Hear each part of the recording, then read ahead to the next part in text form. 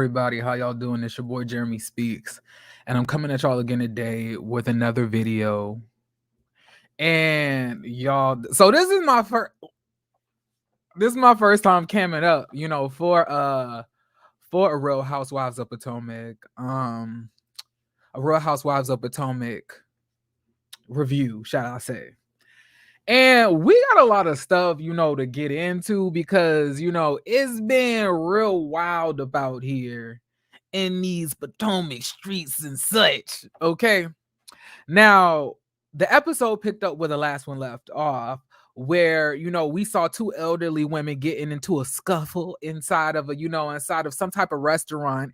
And basically, Karen is basically saying at this point, she was like, "You will not talk about my mother." And then Charisse, she's always in eternal slumber.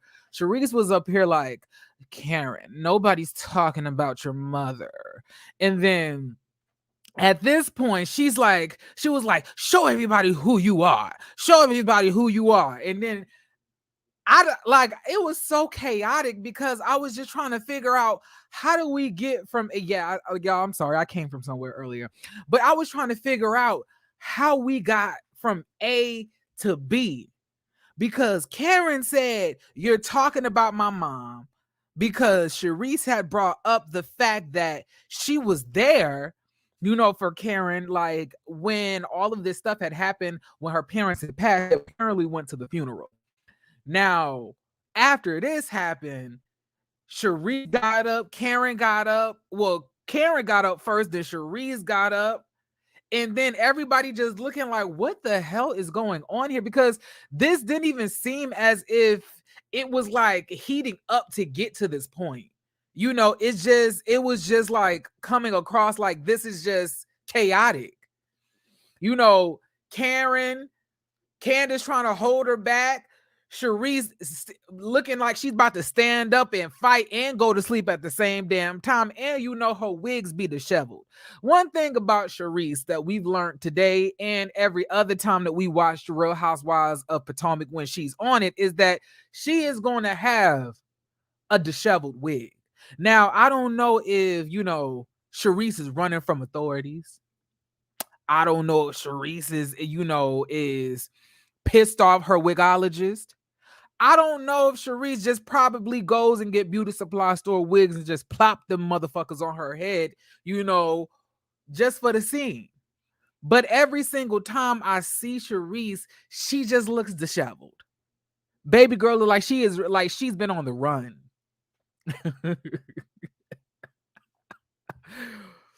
Okay, now at this point, I want to pause.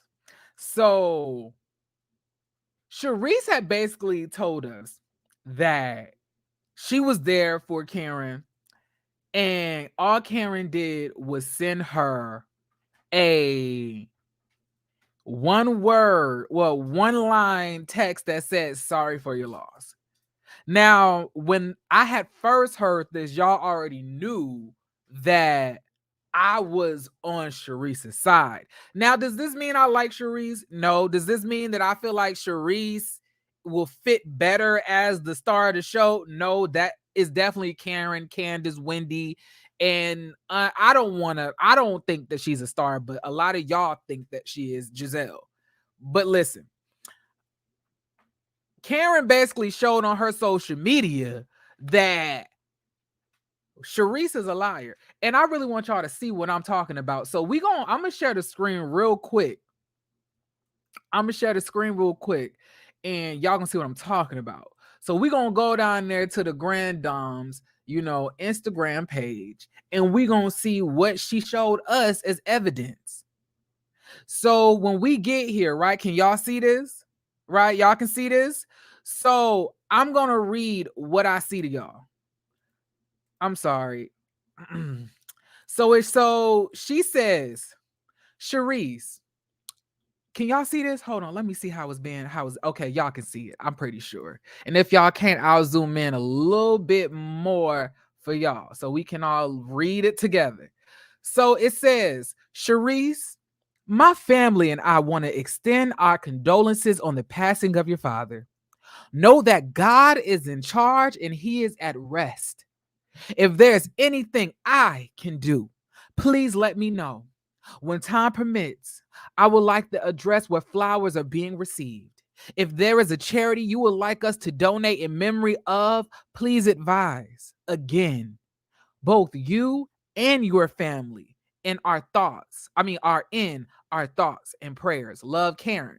Now, this was on September 21st, 2018. Now, after that, Charisse responded and said, Karen, thank you, Karen. Your kindness and thoughtful words mean a lot during this difficult time.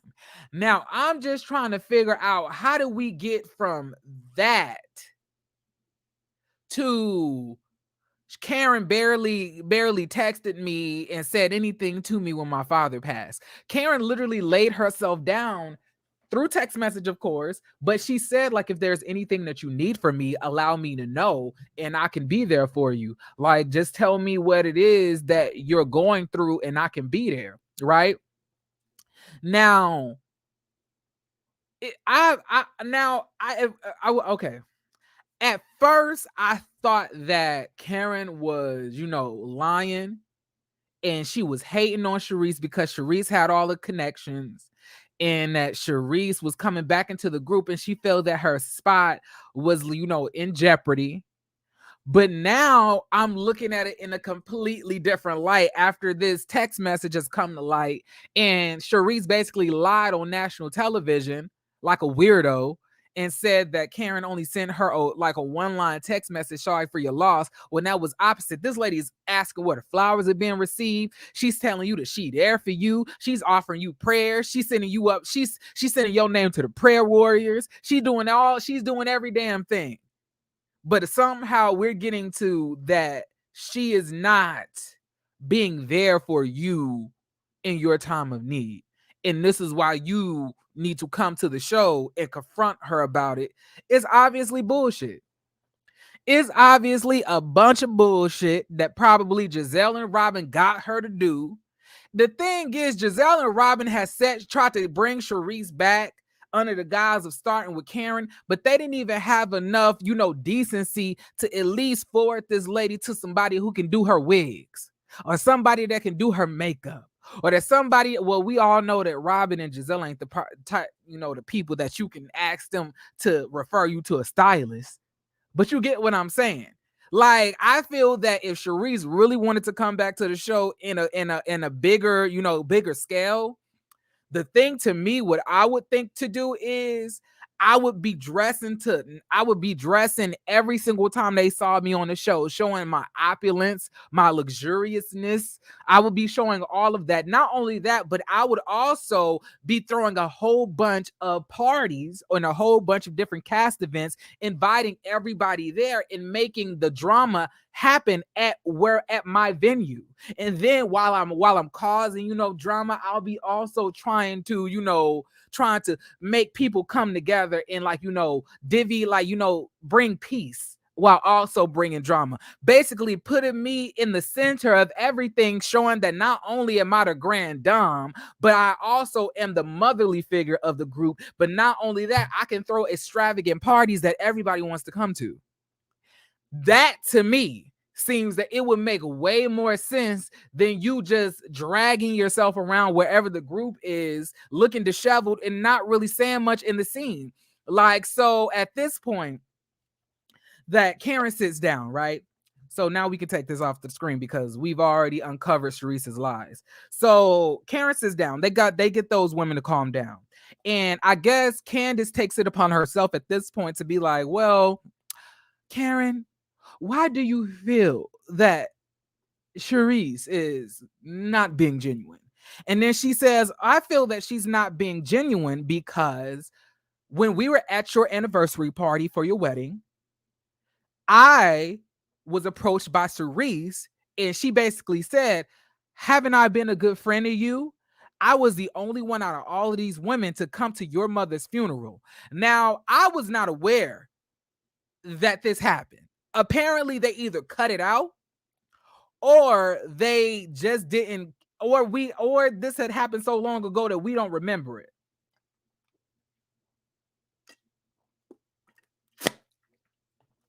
Sorry. But like, or it happened so long ago that we didn't remember it, right? Now, I would feel some type of way if we're talking about friendships and stuff like that, and then you throw it in my face that you came to my mom's funeral when I didn't even ask you, and then you approach me on camera, in front of cameras, on the television show, bring it up that you did something for me because you came to my mom's funeral and I didn't even asked you to do that. I would feel the same way, but I had no idea that this scene happened. Look, Jeremy is going to tell y'all that he's wrong if he's wrong. Now, I can't 100% tell y'all that I don't think that Karen holds some type of envy towards, Charisse. But in the grand scheme of everything, I really do feel like Charisse is just using this whole funeral thing as to why she was a good friend of Karen. And that is what Karen is talking about. And then Giselle and Robin are in their respective, confessionals, basically saying at this point, they're saying, well, why would Charisse go 4 hours into a drive to go to her funeral when there's no cameras around to support you for clout? Why would she need to do that? And I was like, that would make sense if she never talked about it in front of the cameras. If you do it and then you bring it up on the cameras that you did it to try to make a point to me that you are my friend amongst anybody else, I'm going to feel that the only reason that you came was so you can throw it in my face when we got on camera. Hey, everybody. I'm so sorry. Let me say hi to everybody real quick. What's up, Precious? What's up, Pidge? What's up, Lee LMV? Shayla said, how you doing, friend? What's up, Tay Baby Belicious? Another round. Who else? Lord Karma Collective. Kalia, Naruto, and Sweet Soul. All right, so let me get back to it. So let me say this. I think Giselle and Robin are on some bullshit. I think it's so weird to me that they're sitting here trying to force feed Charisse to not only Karen, but to the viewers, but they want to ice out Wendy. It's so odd to me, but like that's the ending of this scene, y'all. So as this scene is finishing, apparently everybody just breaks and then goes into like to the DJ section and they start dancing. And we see, Candace dancing to Drive Back and doing, the choreography to it. And Wendy basically hyping her up and then actually looking in the side at her like, bitch, that is supposed to be Coffee and Love, ho. I got you next season, bitch. Cause y'all know Ashley be hating on Candace low key. Anytime Candace is just singing Drive Back, I always see, Ashley in a corner, like all the way in the shadows, looming like, bitch, that's supposed to be Coffee and Love. Bitch. I got you, bitch. But yeah, so now we go from there, and now we're in a hotel room with Jacqueline and Mia. Now, Jacqueline is saying, Mia, how can you do that to me? I'm your friend of 30 years. I helped you through all the things that you've been in your life, and you'll do this to me. And then Mia's like, girl, what did I do? Like, what? Like, I'm confused. Like, what's going on? She was like, you lied on me. And you said I did something that I didn't do. Sleeping with married men and assuming that I slept with G? Are you serious? And then she's like, but what did I lie about? And then she's like, that I slept with married men. And at this point, Mia's like, Jacqueline, don't try to make me lie on camera for you. And I was like, bitch. I was like, damn. I was like, Mia is literally a piece of dog shit. Like, Mia is a piece of bullshit. Mia is literally the dumpster juice at the bottom of the local trash bin, right behind, any of your neighborhood Walmarts. This hoe is so nasty, tacky, and disgusting. She like for her to literally throw away a friendship of 30 years on nationally syndicated television with no remorse. I was, y'all, I am shocked. And let me tell y'all something. Jeremy cares about his friendships. I care immensely about my friendships, and I really do everything in my power to make sure that I'm there for my friends and make sure that I'm there for people that I really love and adore. You know, I just cannot imagine embarrassing them and exposing them on nationally syndicated television. Now, I don't know if Jacqueline been sleeping around with married men, but the way Mia looked, it looked to me that it was some truth up in there. I don't think that Mia was saying that she was sleeping with Gordon per se, but I do believe that Mia was saying that she had slept around with married men. And this is when, you know, this is when Jacqueline says, "Oh, but wasn't Gordon married? Wasn't Gordon married when you got with him?" And then Mia turns around and says, "Yeah, but I'm honest about it. I own my shit. Own yours. How about that? I own it. I own it. I own it. I'm not embarrassed of that. I told it. So you own your shit."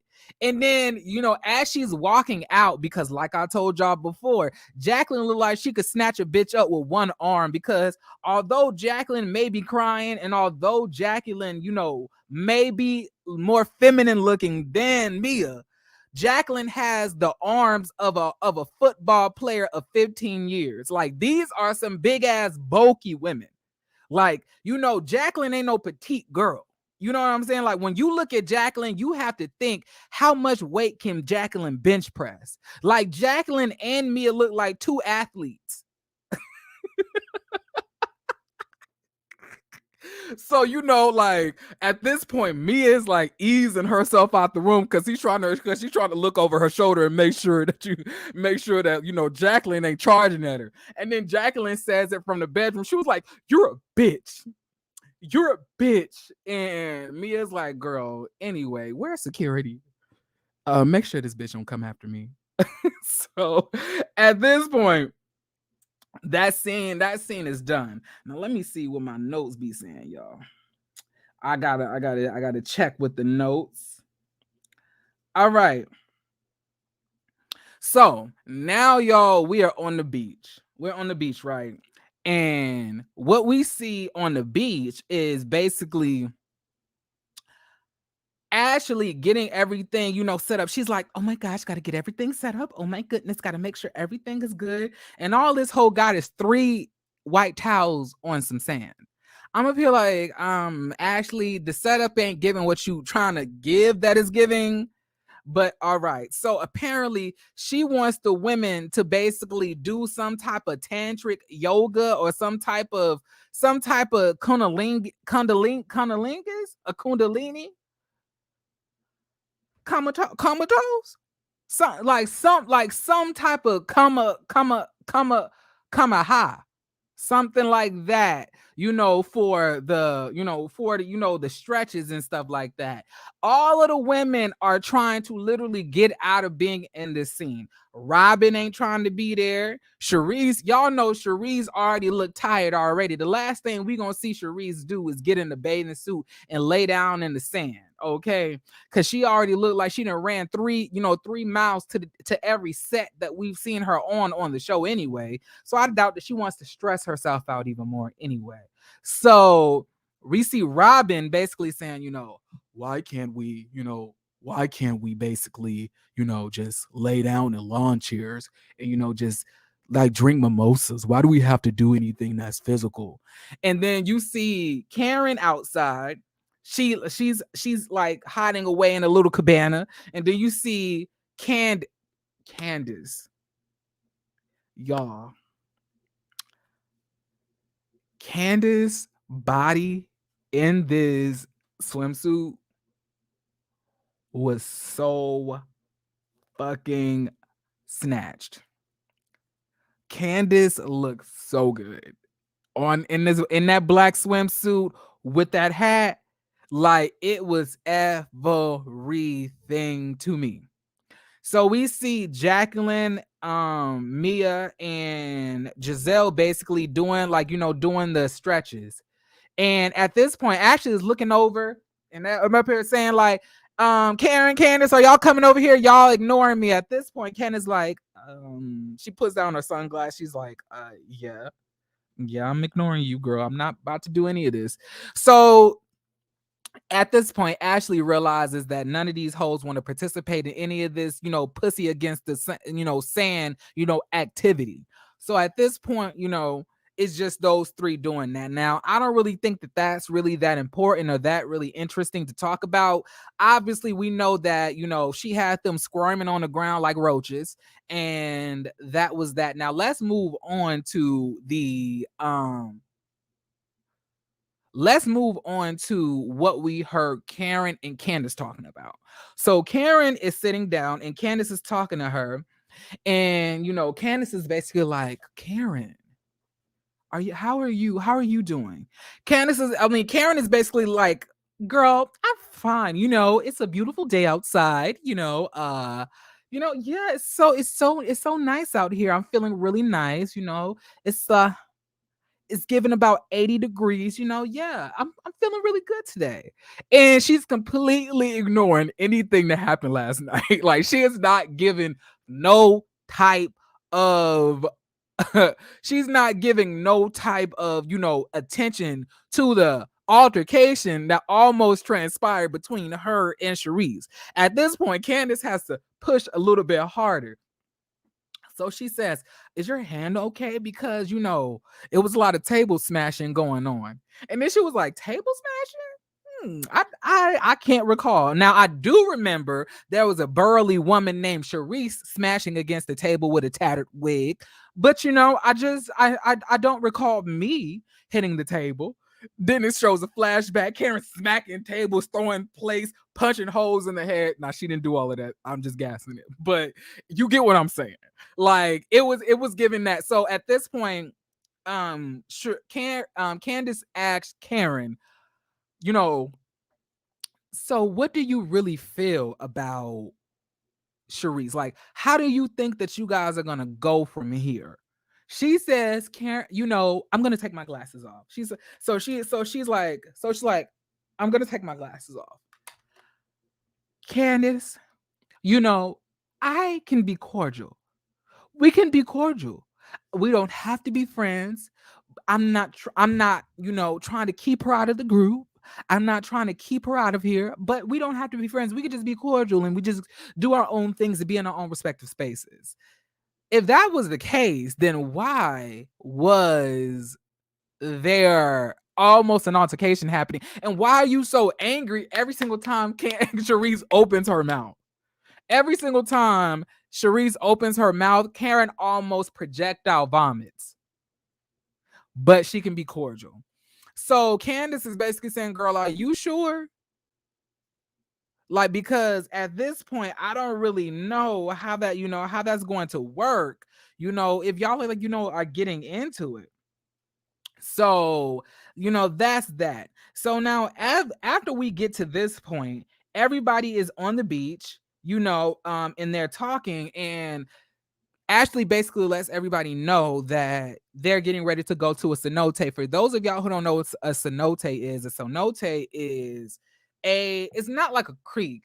It's like a shallow water area where, you have a small, I wouldn't say a cliff, but, a small ledge made of, nature stones and stuff like that. And you could jump in, to the water from there. And it also has, little wildlife and critters in the water. It's definitely not, something chlorinated and treated, by humans. It's a natural habitat, but it's known to have, a lot of healing properties, a lot of, how can I say it? Minerals and shit up in there, salts and shit. But if it's too salty, you might want to get up out of there, because women be talking about anything can knock off their pH balance. So y'all, you know what? I'm gonna hold that question because that's not appropriate for this video. I was actually thinking about something I seen on Twitter that I wanted to ask about, but that's not the appropriate video for that. I'll be talking to y'all on another video, ask y'all about that. But let's move on. So they're on this cenote, and everybody's, getting into the water. Wendy is in her solid gold, reflective, bathing suit, looking down at everybody like, you bitches wish I was getting that cenote and I was gonna mess up this wet and wavy. You bitches could never get me in that shit. So she was looking at everybody. The first person who jumped in the water is Ashley. Ashley already has thin hair anyway, and she ain't worried about chlorine, salt, creatures going into her hair or anything else. She just jumped in there, no care at all. I don't think I recall seeing anybody that looked like Candace or Wendy jump into that water. I don't know if I remember that. Maybe I'm wrong, but it gave me, I'm not getting my hair wet or my bob wig wet. Shout out to Candace, because Candace love a bob wig and whatnot. But now everybody's getting up. They lead a cenote, and then they go to what you call it, an authentic Mexican style buffet, where they can sit down and they can talk. Now, anytime that these hoes have to discuss, anything in a group setting, it's always bound to be some bullshit, right? That's what happens. It ain't never no good things happening when they all sit. If you see eight chairs at the table, know it's about to be some bullshit. So I was already bracing myself. I was like, here we go again. I was like, back-to-back group meals. I was like, how about we just break these holes into groups and we give them Lunchables or something like that? Maybe that'll, offer more peace, because there's a little bit too much drama happening every single time we have to get to a meal. So we see all of the women getting their stuff together. They're getting their, tamales, if y'all from, the West Coast. I'm from Las Vegas. So, where I was growing up, it was always, Mexicans, walking around, and they would sell the corn dipped in, the mayonnaise covered, with Parmesan cheese, and then sprinkle the chili over it. Or they'll be selling like these like rings of, it almost looked like onion rings, but it's not onion rings. And they would just pour this sauce into the bag and shake it, and you can buy it. Or it'll be like this lady walking around in your neighborhood yelling, tamales, tamales, tamales, tamales. And that's all I could think about. I was like, this shit, I'm so fucking racist, child. It's so ridiculous. But anyway, they all sit down, right? And at this point, they're all, eating and enjoying their food. And then all of a sudden, topics get brought up. People want to know about, Robin's wedding. Robin says that, so me and my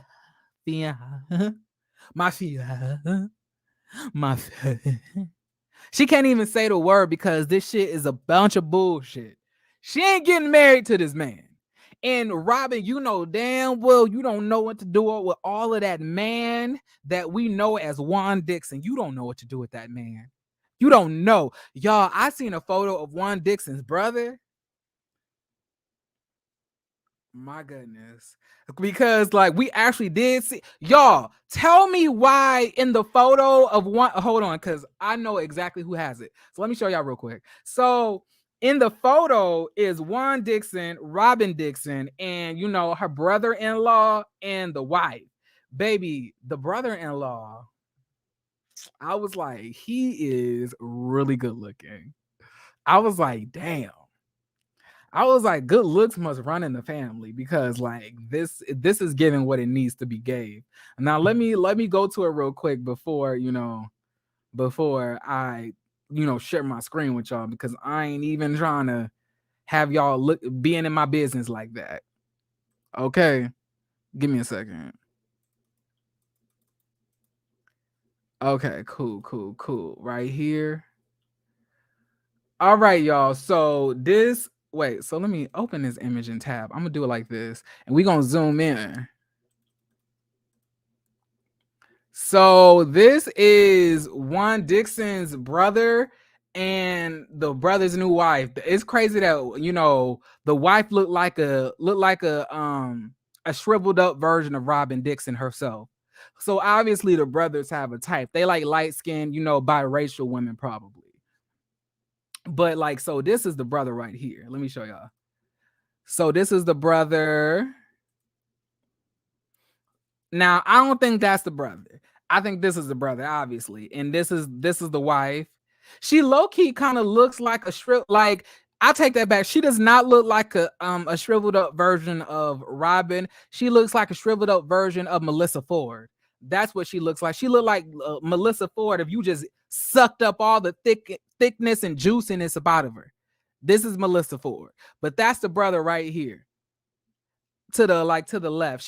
But she's pretty and whatnot. So it's not like she's a bad looking woman, but she's a little bit on the frail side, more thinner. Nothing wrong with that. But yeah, the brother is definitely good looks run in the family. And notice how Robin is wearing the same dress, that same unflattering dress. I'm sorry, y'all. I am zooming in far too much for y'all, huh? That same unflattering dress that she's wearing in her confessional. Not only are you gonna be whack, Robin, but you out here recycling dresses and looks. You can't even come with different dresses. How tacky. Like, you hoes are just tacky. It is gross. It's giving disgusting.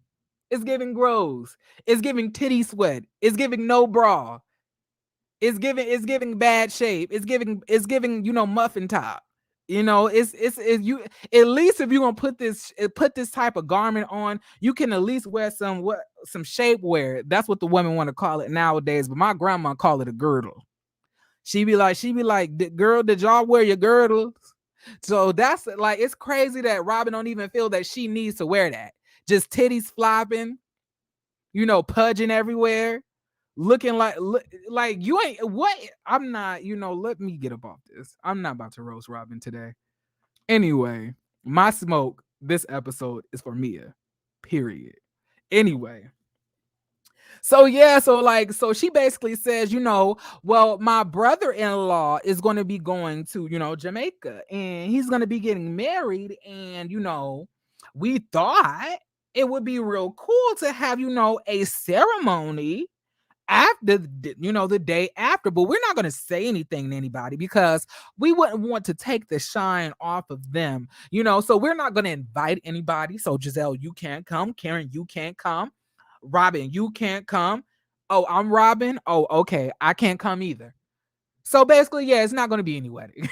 So that's what I was hearing in my mind. And then all of a sudden, Ashley is basically saying, well, since you're basically doing that, so can we do a bachelorette party? And, Robin is saying, I don't know if I, need a bachelorette party. And I feel like the reason she don't want no bachelorette party is because she's lying. This hoe is not getting married. She's not getting married. And she would hate for y'all to waste y'all money and y'all time on a bachelorette party for a wedding that's never going to happen. That's why she was looking like, Robin has a beautiful face.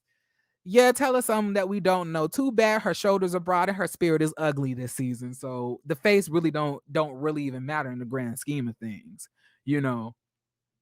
It's probably not her first time she's heard that, which is probably the fucking issue that we have today. Hoes getting told that they too pretty. Somebody need to tell these hoes that they ugly. Maybe that'll put them in a place. Degrade their egos just a little bit. Tell these hoes, it's okay to tell a bitch that they ugly sometimes. Even if they cute, just if they're a little bit too high and mighty, you might have to be like, bitch, you ugly. And just to don't do that. That's not, don't listen to me. I'm just lying. Y'all, it is so hard for me to be on camera and talk shit. Like, I do not know why I cannot give it up how I want to give it up. It's really because looking at myself say the shit that I be saying is too funny, and I cannot control my own laughter at the shit that I be saying barely when I'm off camera, let alone when I'm on camera. So But yeah, sometimes you gotta tell these bitches that they ugly to put them in a place a little bit, because when you tell them they cute, they too cute and shit, they begin to feel like they entitled to shit. That's what it is. And then you become a 53-year-old bitch who with green eyes, a saggy neck, a saggy chin, stiff legs that are swollen and look like tree trunks, and a stank spirit and a nasty attitude. That's what happens. Now you tell me who fits that description. It's just sad she's so ugly on the inside, but so pretty. And that's why you got to tell these hoes that they ugly.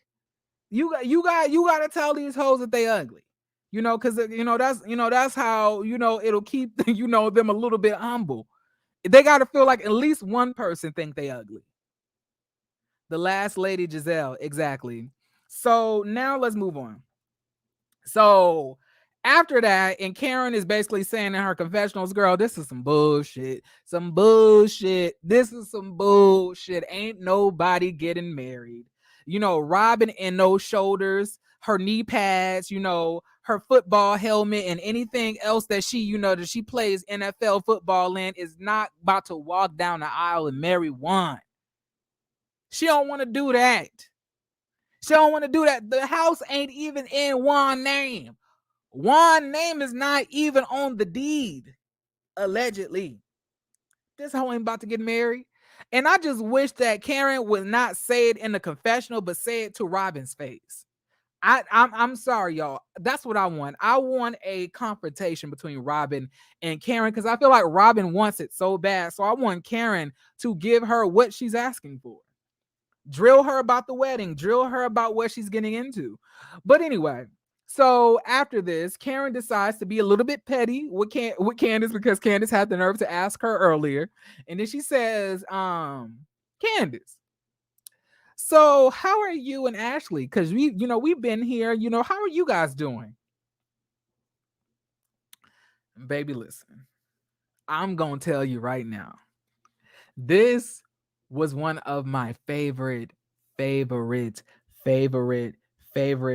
scenes, because I really do feel that Candace is articulating herself so properly, so well this season. And it's not to say that she cannot articulate herself. It's not to say that, she cannot do those things, because we all know Candace is a very intelligent girl, right? Of course we know that. It's to say that, usually Candace takes the easier approach and just start reading bitches down, very harshly. But in this way, she said, I do feel, we're just cordial, she kind of brought her friend Deborah around and, tried to start some mess up. And, I'm just keeping my distance. This is when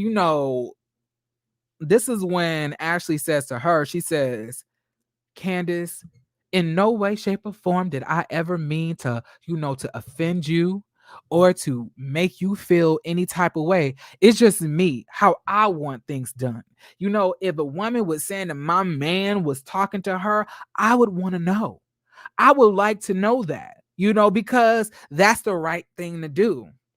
Baby, this is when Candace sat back with her bob and she said,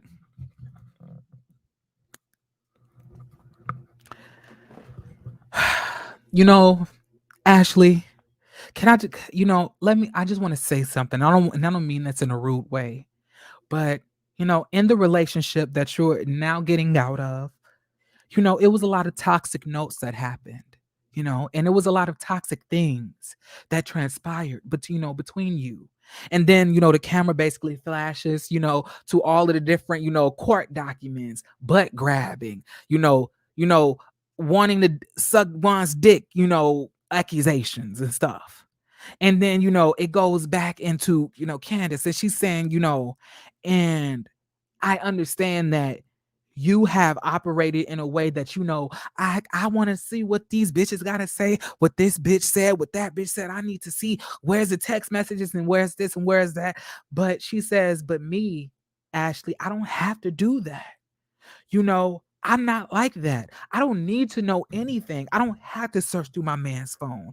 I don't have to spread open his ass cheeks and check his butthole to make sure, that it hasn't widened in the next few days. I don't have to do those things because, I trust my man and I know my man and I know my man would never do me like that. And so he has my trust and he has my heart. But you want to know something, Ashley? I hope one day, and this is coming from the bottom of my heart, that you can experience that type of love, because we know that you don't have it right now. But in the next coming up years, I hope that for you. You deserve that. You might have a little box shape that ain't too bad, but you definitely deserve love from a man who treats you right, who knows that you're a prize. And I hope that for you. And I want that for you. Okay? At this point, bitch, at this point, I was like, not Candace gave her a tap at the brown reed.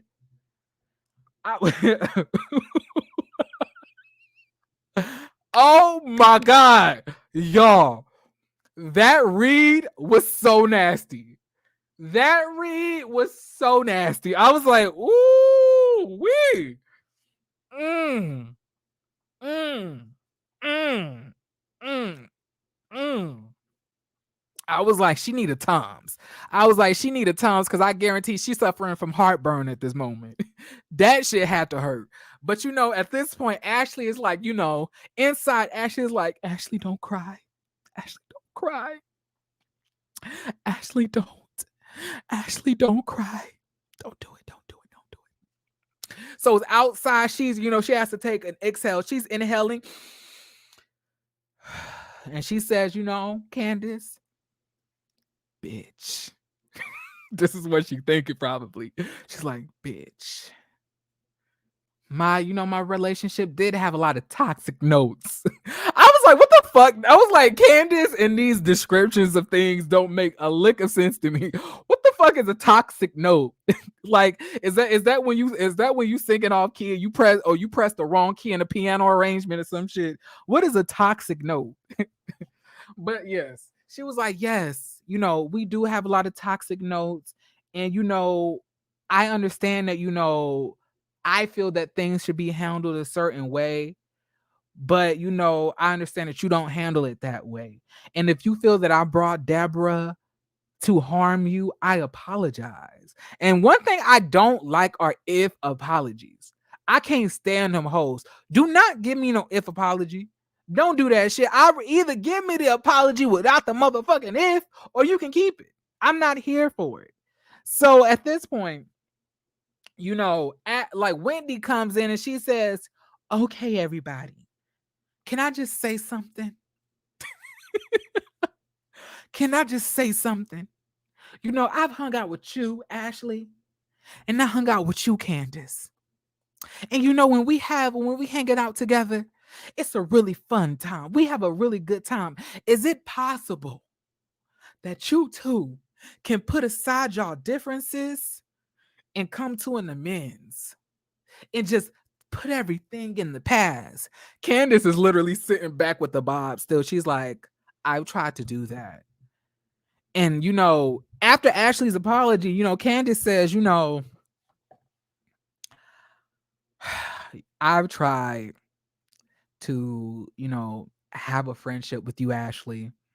Your forehead, stringy hair, and your man who likes to sniff assholes.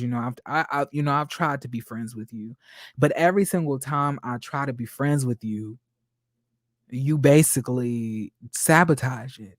So it makes me wonder if there's any way for us to be friends, because I don't feel that there's any genuineness in any of the things that you are saying to me, because every single time we do apologize to one another and we do apologize, you end up doing something to sabotage the friendship.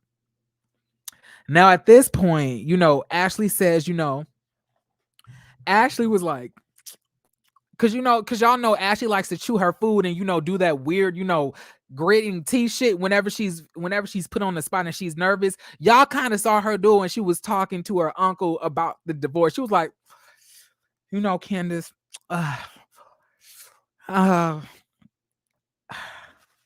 will say, the food's good. She was like, I will say, I am probably harboring some resentment towards you, because of the lack of sensitivity that you had towards me when I was going through all of the things in my life.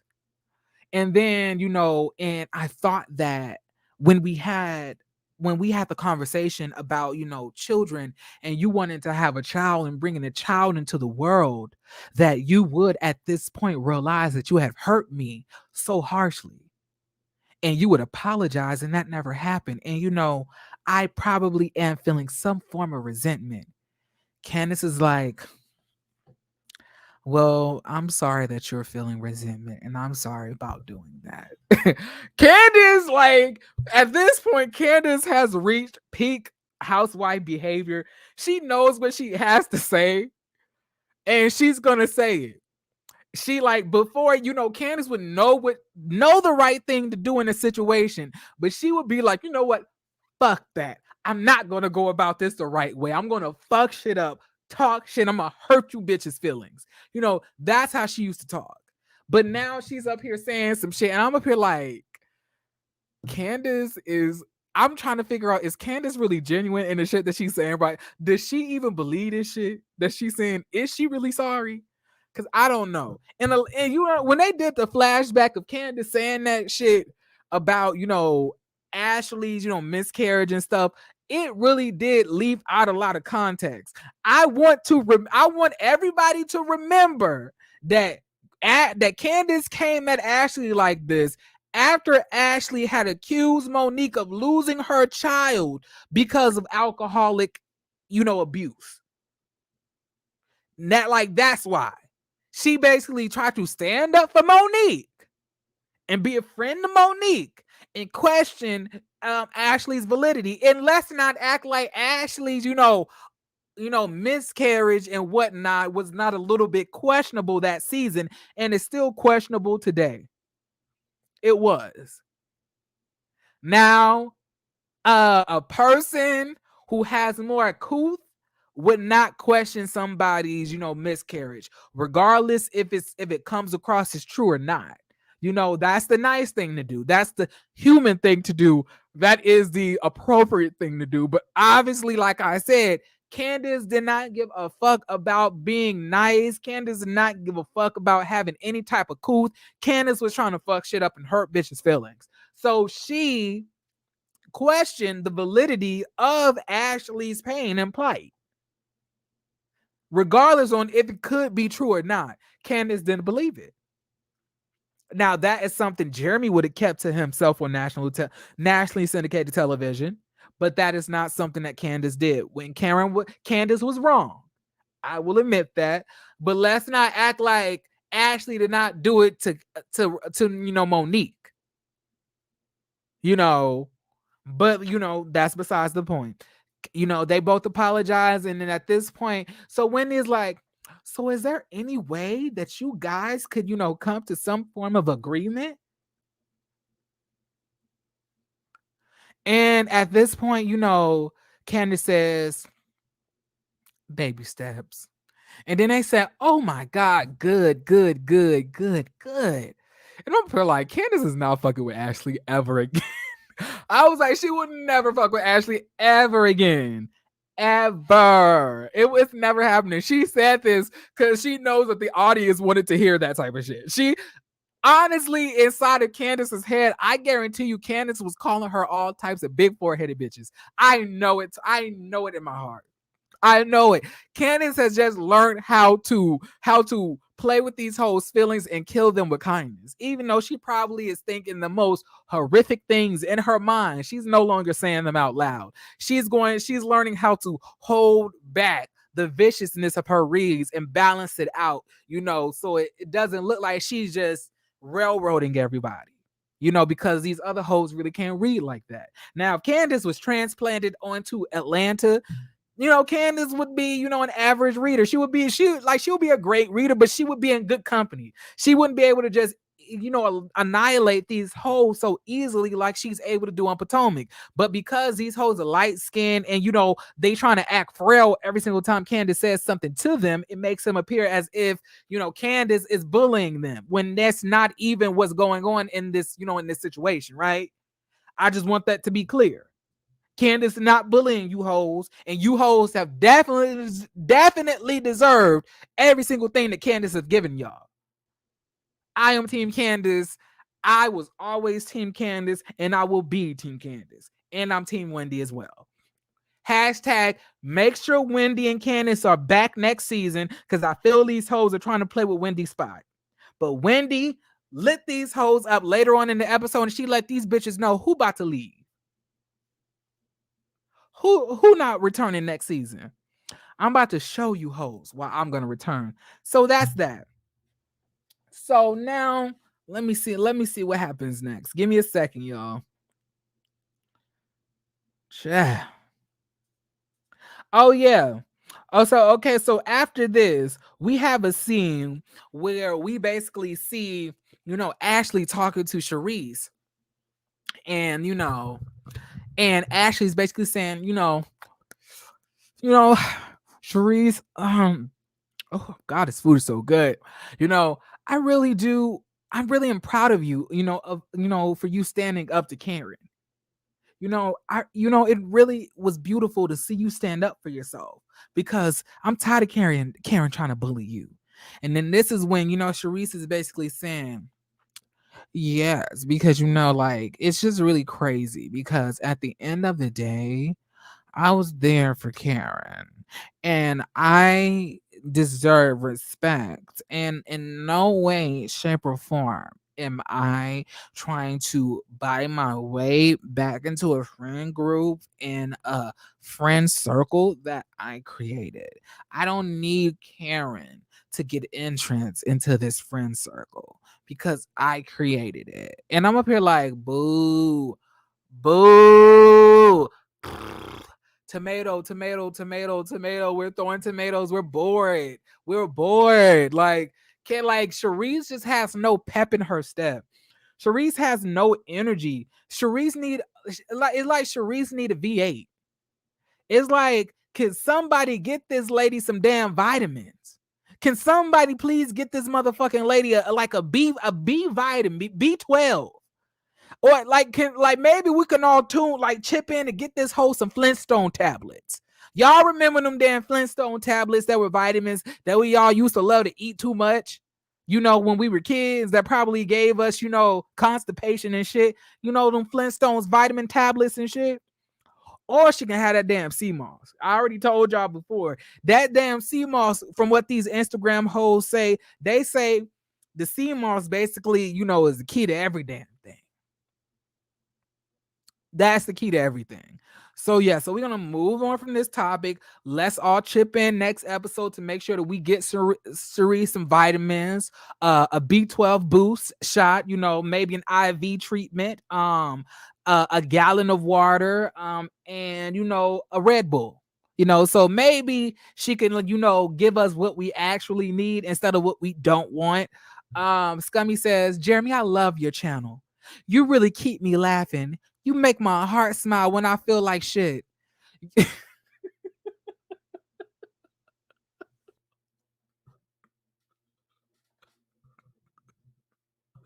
I'm sorry.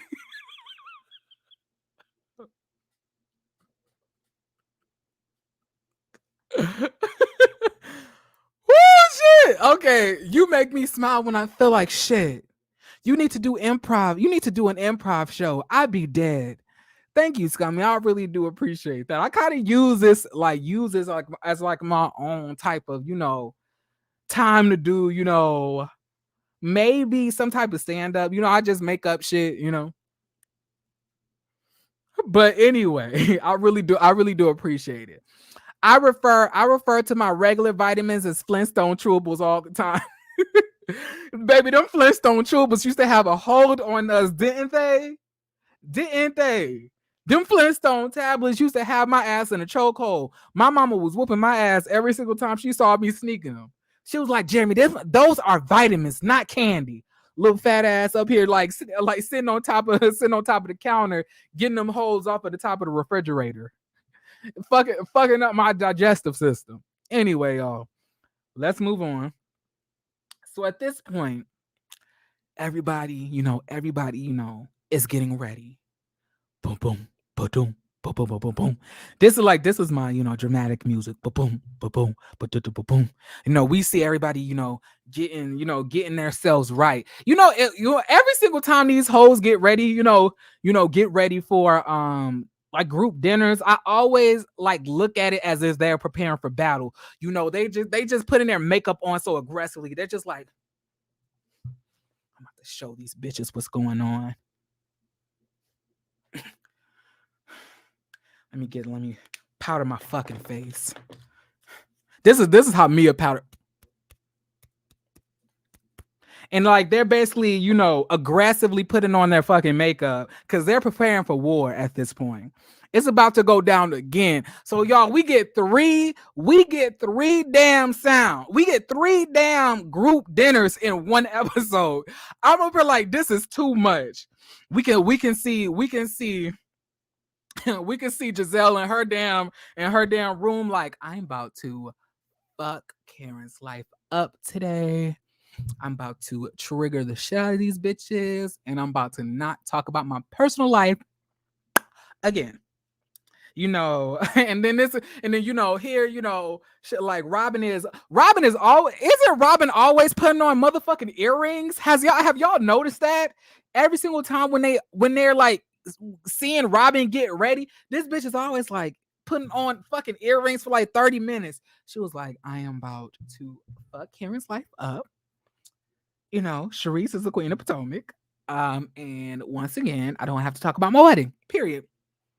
Let's go fuck these bitches up. So now we're all getting ready to head down to the villa to eat. Y'all. All right. So everybody's sitting down. We all enjoying our meal, and it's an awkward silence. It's real low. It's real, somber, because we all know it's some shit about to go down. We all looking around at each other like, who gonna start the shit first? Wendy looking at Mia looking at Wendy, Karen looking at Giselle looking at Karen, Robin looking at Giselle, looking at Karen, and Robin is now looking at Karen because Giselle is looking at Karen. Candace looking like, fuck all you bitches. And then, Jacqueline is up here like, I'm just happy to be here. Like, at this point, Jacqueline, why are you not home yet? Baby, after she would have said I fuck married men, I would have booked a first flight home at this point. So now I forgot. So I believe everybody was eating. Let me check my notes real quick. Let me check my notes. And oh yeah, and she was like, okay, so now everybody just sitting around eating, enjoying their fucking food, and then all of a sudden Giselle says, and everybody's like, ugh, here we go. She was like, is the camera on me? Karen, I went to sleep last night, and I didn't sleep well. And you want to know why? Because I was thinking about what happened to Charisse. And, it bothered me. It bewildered me how, you came at her like that. When she was just being a friend to you. Is the cameras here? Producers, am I repeating it the right way that you guys want me? Okay. So, in my opinion, I feel that Charisse is the queen of Potomac. I can't even say this shit out loud. Giselle don't even be believing this shit when she says it. She don't even be believing this shit, y'all. Like, why are you caressing the mic? That's to prove, that's to show y'all the amount of fake bullshit that Giselle be making up to make these scenes. Giselle know damn well Charisse is no queen of anything. Like Giselle knows that Giselle is looking at Charisse's wig crawl off the table onto her head and then cling to her scalp. And then in the same, she's looking at the wig like, bitch, what the fuck is that? In anyway, Charisse is the queen of Potomac. Yeah, I said it. That shit just don't. It didn't even sound genuine coming from her. It sounded like she didn't even believe that shit when she said it. And then Karen says, Giselle, because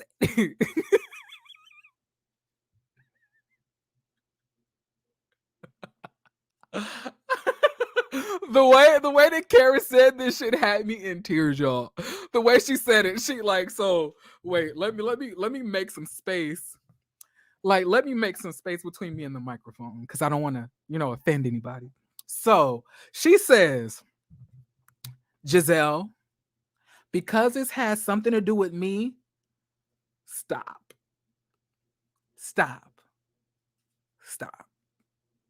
And then Giselle is looking like, producers, this wasn't in the script. What am I supposed to say? Oh, okay, I got it. She was like, Karen, you can't stop me from talking, Karen. If it's something going on, I'm gonna talk about it. Have y'all ever noticed that Giselle talks in kind of like a high-pitched whisper tone? It's like a fast, whispery type of voice. It's almost like, Karen, what are you talking about, Karen? I don't really know what's going on. These hoes don't even wear underwear. I can't even get down with it. Like, that's the way that Giselle talks to me. I don't know if everybody else hears Giselle speak like that, but Giselle really was giving that. And then she says, if something has happened, I'm going to talk about it, Karen. And then she's like, that's fine. And I understand that you have your own words and stuff like that. But me, I have nothing else to add to this conversation. And then Robin is looking at Giselle. She's like, okay, do I hop in now? Okay, she was like, okay, I'm not supposed to bark. I'm not the guard dog today. I'm just supposed to be asking questions. Okay, so Karen, so all of us have to get held to the fire, and all of us have to be held accountable, and then you don't feel like you have to be held accountable? What is up with that? And then Karen is like, nobody's saying that, Robert. Nobody's saying that. What I'm saying, I have nothing to add into this situation. She was like, but we're going to talk about it. And then Karen says, you can keep talking about it, but you will be talking to yourselves because I have nothing else to say about this situation, period. Okay. So at this point, Robin says, Karen, you sat here and did all of that stuff to Charisse, and you just want us to forget about it. So this is when Karen says, you know what? Everybody, I am so sorry for what happened yesterday. So then Robin says, oh, so you're going to apologize to the group, but not apologize to Charisse. And then she says, you know what, Karen? I cannot wait for America to see you for who you are. I cannot wait for everybody to see you for who you are, Karen, because the truth is that you are jealous of Charisse. I'm so sorry, y'all. The truth is you are so jealous of Charisse, and it burns you inside that Charisse basically put this group together. And this is when Charisse says, okay, it's my turn to hop in. So Charisse says, Karen, because at the end of the day, Karen, I put this group together, Karen. I never once, needed anybody to be in the friend circle. I made the friendship circle. And at the end of the day, you weren't even supposed to be in this. And this one, Karen is looking like, I'm like, Karen, why are you looking around so nervously? Calm down. She said, yeah, me and you were not even friends. And then she was like, yeah, we were not even friends. You were actually at my table, and you just so happened to get picked because they thought that you were with me. You were Giselle's friend, not mine. To me, honestly, that just proves that it was really in God's plan for Karen to be on the show. It had really nothing to do with Charisse. Yes, Charisse, was a vessel for Karen to get on the show, but God had it in her plans to be on the show. What is the chances that you are just randomly sitting at a table and you just get selected to be on a TV show and end up being the breakout star of the TV show? And end up accomplishing every single thing in your life that you wanted to do and be the star that you always wanted to be, right? Does that not sound like God? To me, that sounds like divine intervention. And to me, it seemed that Charisse is salty that she basically started all of this and now she's booted out of all of this. But it ain't nobody else's fault except yours, Charisse. You didn't want to talk about your life. You didn't want to talk about your marriage because you had signed a gag order.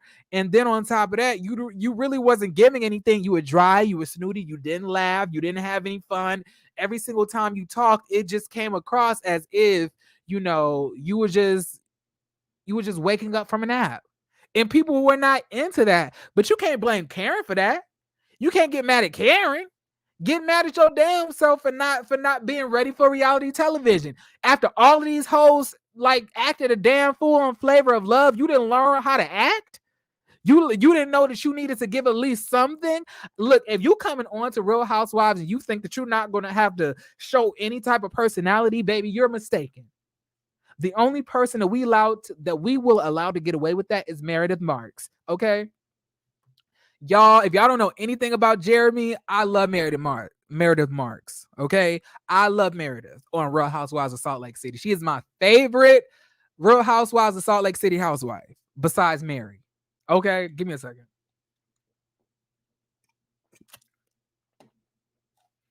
But anyway, let's continue. So at this point, she's saying, I just feel like I put together this group, so I don't need to sneak into it. And then at this point, Robin's saying, and that's why she's mad. That's why she truthfully upset. And I was like, isn't this shit breaking the fourth wall? Isn't this kind of like, some type of, breaking of the fourth wall? Can we talk about this? But apparently they this season don't give a fuck about the fourth wall at all. They saying break that shit. At this point, they do not give a fuck about the fourth wall.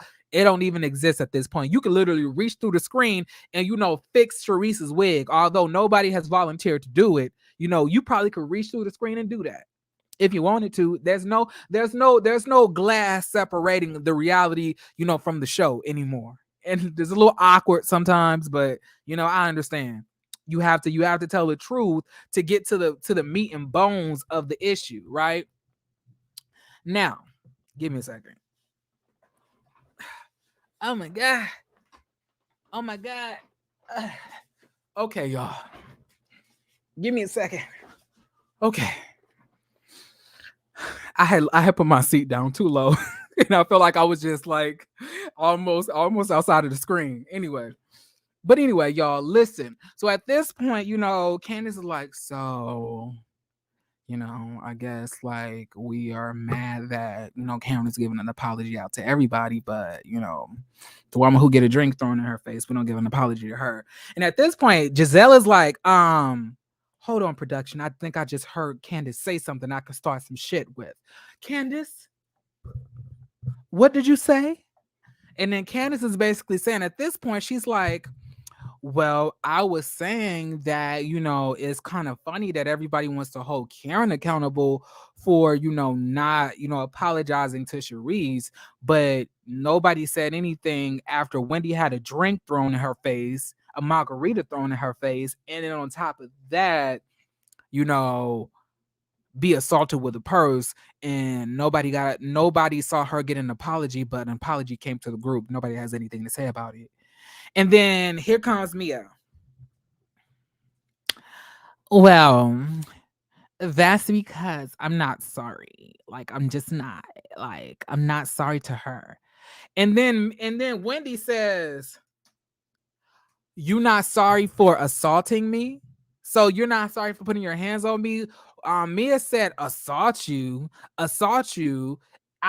did I assault you? Did I assault you? And then Wendy's like, do you know the definition of assault? To unlawfully put your hands on somebody. Yes, you did. Did I give you permission to touch me? She was like, no, I didn't. Then, Mia said, do you know the definition of defamation of character? And, Wendy is like, girl, what are you talking about? There was no defamation of character. Do you even know the sequences of events? Then she was like, yeah, I know the sequences of events. Somebody told me something and I tried to tell you about it and try to be a friend, but you didn't get the memo. Bullshit. Now, y'all know that I already kind of get triggered every single time I see this 6'7" Hispanic male on the screen, frolicking around with these actual women on the cast, but it really does piss me off that Mia feels that she is, so emboldened in her nasty ass activity to feel that she does not owe Wendy an apology after she assaulted this woman on nationally syndicated television. Like, you are dead ass wrong. And you need to be checked about it. Like, I know all your life, Mia, that you had to fight for stripper thongs, for singles on the ground. Because we all know when them motherfucking singles get to flying on the floor, all you strip hoes start to dive. We know that, Mia. But we just expected you to have a little bit more couth on nationally syndicated television. But you could take the hoe out the strip club, but just like Candace said, you can't take the strip club out the hoe. And you can read that in Ecclesiastes. Okay, like, shout out to Sunstar.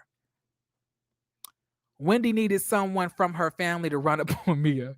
Give her Yandy Smith. Because one thing Yandy did was have her family fight her battles on the show. Anyway, moving on. So at this point, she's like, yeah, but you didn't just get the memo. And she was like, be a friend. Bitch, you don't even know how to be a friend to your friend of 30 years right next to you. You can't even be a friend to her. So how you going to try to explain anything to me about friendship? At this point, Mia's like, okay, Wendy, I'm sorry about throwing a drink on you. Now can we get to the bigger topic at hand? She was like, what are you talking about? That was the bigger topic at hand. You assaulted me and threw a drink on me. And let me tell you this, sweetie, mister. I know you might be a football playing 6'2" male, with a mustache and a quick weave. But let me tell you this, I will throw a drink back on you when you throw a drink on me the next time. You won't get away that easy the next time, mister. Okay? I'm here to let you know, sir, that you will not get away with domestic violence twice. So then at this point, she's like, but defamation is when you call my husband gay. And then, Wendy's like, actually, I wanted to talk to y'all about that because I did hear that you going around to everybody saying that I call your husband gay. Baby, I never called your husband gay. I said that you and your husband had sex with men and women. Who said that I said that he was having sex with the men at all? You could have been having sex with the men. So if you felt that your husband is being called gay, that's something with you, not from me. I didn't say that. And then Mia says, so what's wrong with being gay, huh? What's wrong with being gay? At this point, she's like, girl, you dumb. I never said anything is wrong with being gay. This is when stripper booty is too much on the brain. This is what happens when bitches are comprised of Fashion Nova, city girl songs, and semen. They can't even think straight or articulate themselves in a proper way. Wendy was literally running circles around this bitch. Just running circles around this bitch. Like, all she was doing was just talking shit and not making a lick of fucking sense. Right? And then Wendy says, you know what? Every single thing I said was true. And she was like, well, no, you tried to throw dirt on my friend. And she was like, Peter is not even your friend. Peter said that you slept with his girlfriend, so he's not even cool with you like that. And then Mia said, well, no, he had sex with my girlfriend and I had sex with her before him. So at the end of the day, he had sex with my girlfriend. So it was my girlfriend first. Check that. And then all of a sudden it's like, you hear Robin right next to her like, yeah, Mia, because I like bitches too. Yeah, we all got our own bitches out here. At this point, I'm gonna be like, Mia, can you please calm your your lesbianic estrogen levels down, please. Ain't nothing cute about what Mia is saying. And then we go into the confessional, with Candace and her Bob. And, Candace is saying at this point, hoes are everywhere. Hoes were at the dentist's office, the kiosk at the airport, the bathroom stalls at, Mickey D's. And also, it's hoes at this table with me right now. It's just hoes out here. It's some hoes in this house. It's some hoes in this house. It's some hoes in this house. It's some hoes in this house. I said certified free. Okay, let me see where I'm at in the notes. All right. So what happened? So what happened next out of this is that, Wendy is basically saying, why are you so jealous of me? And Mia's up there like, I'm not jealous. You just always have to put everything out there. She was like, girl, you're jealous of my family. You're jealous of my body. You're jealous of my money. You're jealous of everything. You're mad that when the camera zooms in on you, your skin don't look like this. Your skin look like Rocky Road ice cream and concrete, asphalt. Whenever the camera zoom in on Mia, it looks like her face hurts. And Mia's lips will be looking like this.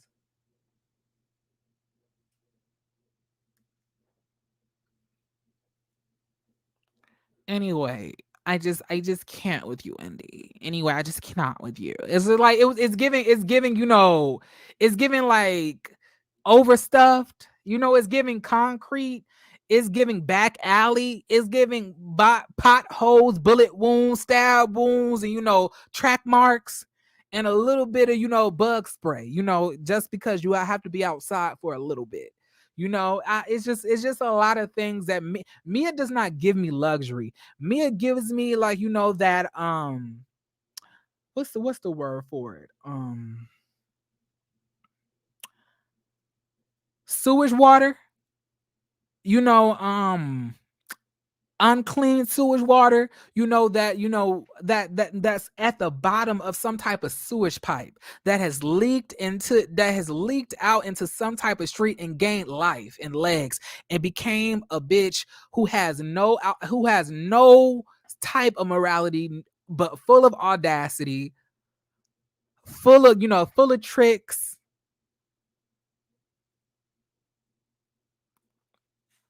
Mia, you should be ashamed of yourself. Mia, you should be ashamed of yourself.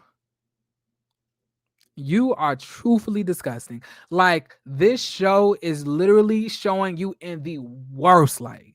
Like, I'd never seen a gutter bitch so nasty in my life to sit here and, destroy families.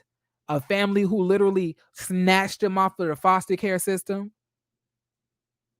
Where you was gonna have to fight for breadcrumbs. Put you give you a normal childhood when your daddy was out here, getting his dick sucked while you was getting facials via hot ass oatmeal. Your dad was getting his dick sucked while your mama was at work, and you ended up spilling hot oatmeal on yourself because your dad had you in the basement by yourself, allegedly. All I'm saying is that all of these people do all of these things for you, treat you so kindly, and you spit and trample on every single one of them. You are literally disgusting. You are disgusting. Mia is literally made out of plastic, Botox shots, and ass crack. Like, it's literally disgusting to watch somebody move like her on the show. She has no morality. She has no type of borders, no type of, no type of lines that she's not willing to cross. No type of self-esteem about herself. Because if you truthfully do have self-esteem, you wouldn't try to tear down everybody. Every single time we seen you're talking about somebody's low budget, somebody's broke, you did this, you did that. But you want to know what you're not talking about? You're not talking about the fact that Gordon's family moved you out of the business and pushed him out, and now you guys have defaulted on rental payments allegedly, and now you have to move out of that rental house that you truthfully could not afford anyway, and you have to move out of Potomac back into the penthouse because your ass is broke.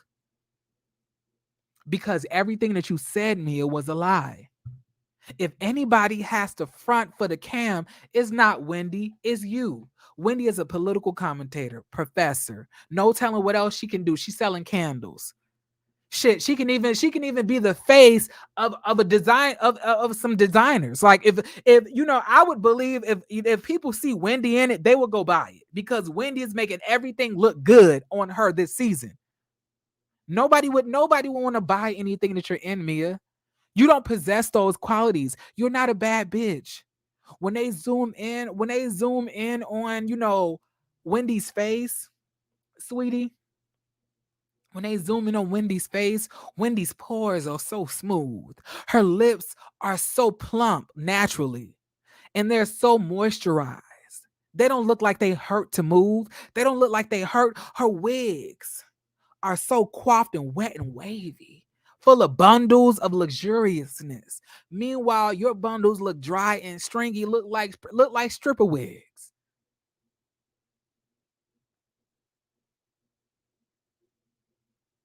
And so at this point, Wendy calls her a gutter bitch. She was like, you know what? You are the gutter bitch that I always thought you were. And then at this point, Giselle is like, oh, gobble, gobble, gobble, gobble, gobble, gobble, gobble. I was like, shut your long neck ass up, Giselle, saggy neck. Oh my God. Oh my God. Can somebody please get Giselle a neck lift? Can somebody please pull Giselle excess neck skin, back with a safety pin at least once? You would imagine that holding the skin of your neck back all day would tire you out from starting shit with people, Giselle, but obviously it's not. Giselle is holding back her neck, holding her face meat back to try to make herself look pulled and tight, and still causing bullshit.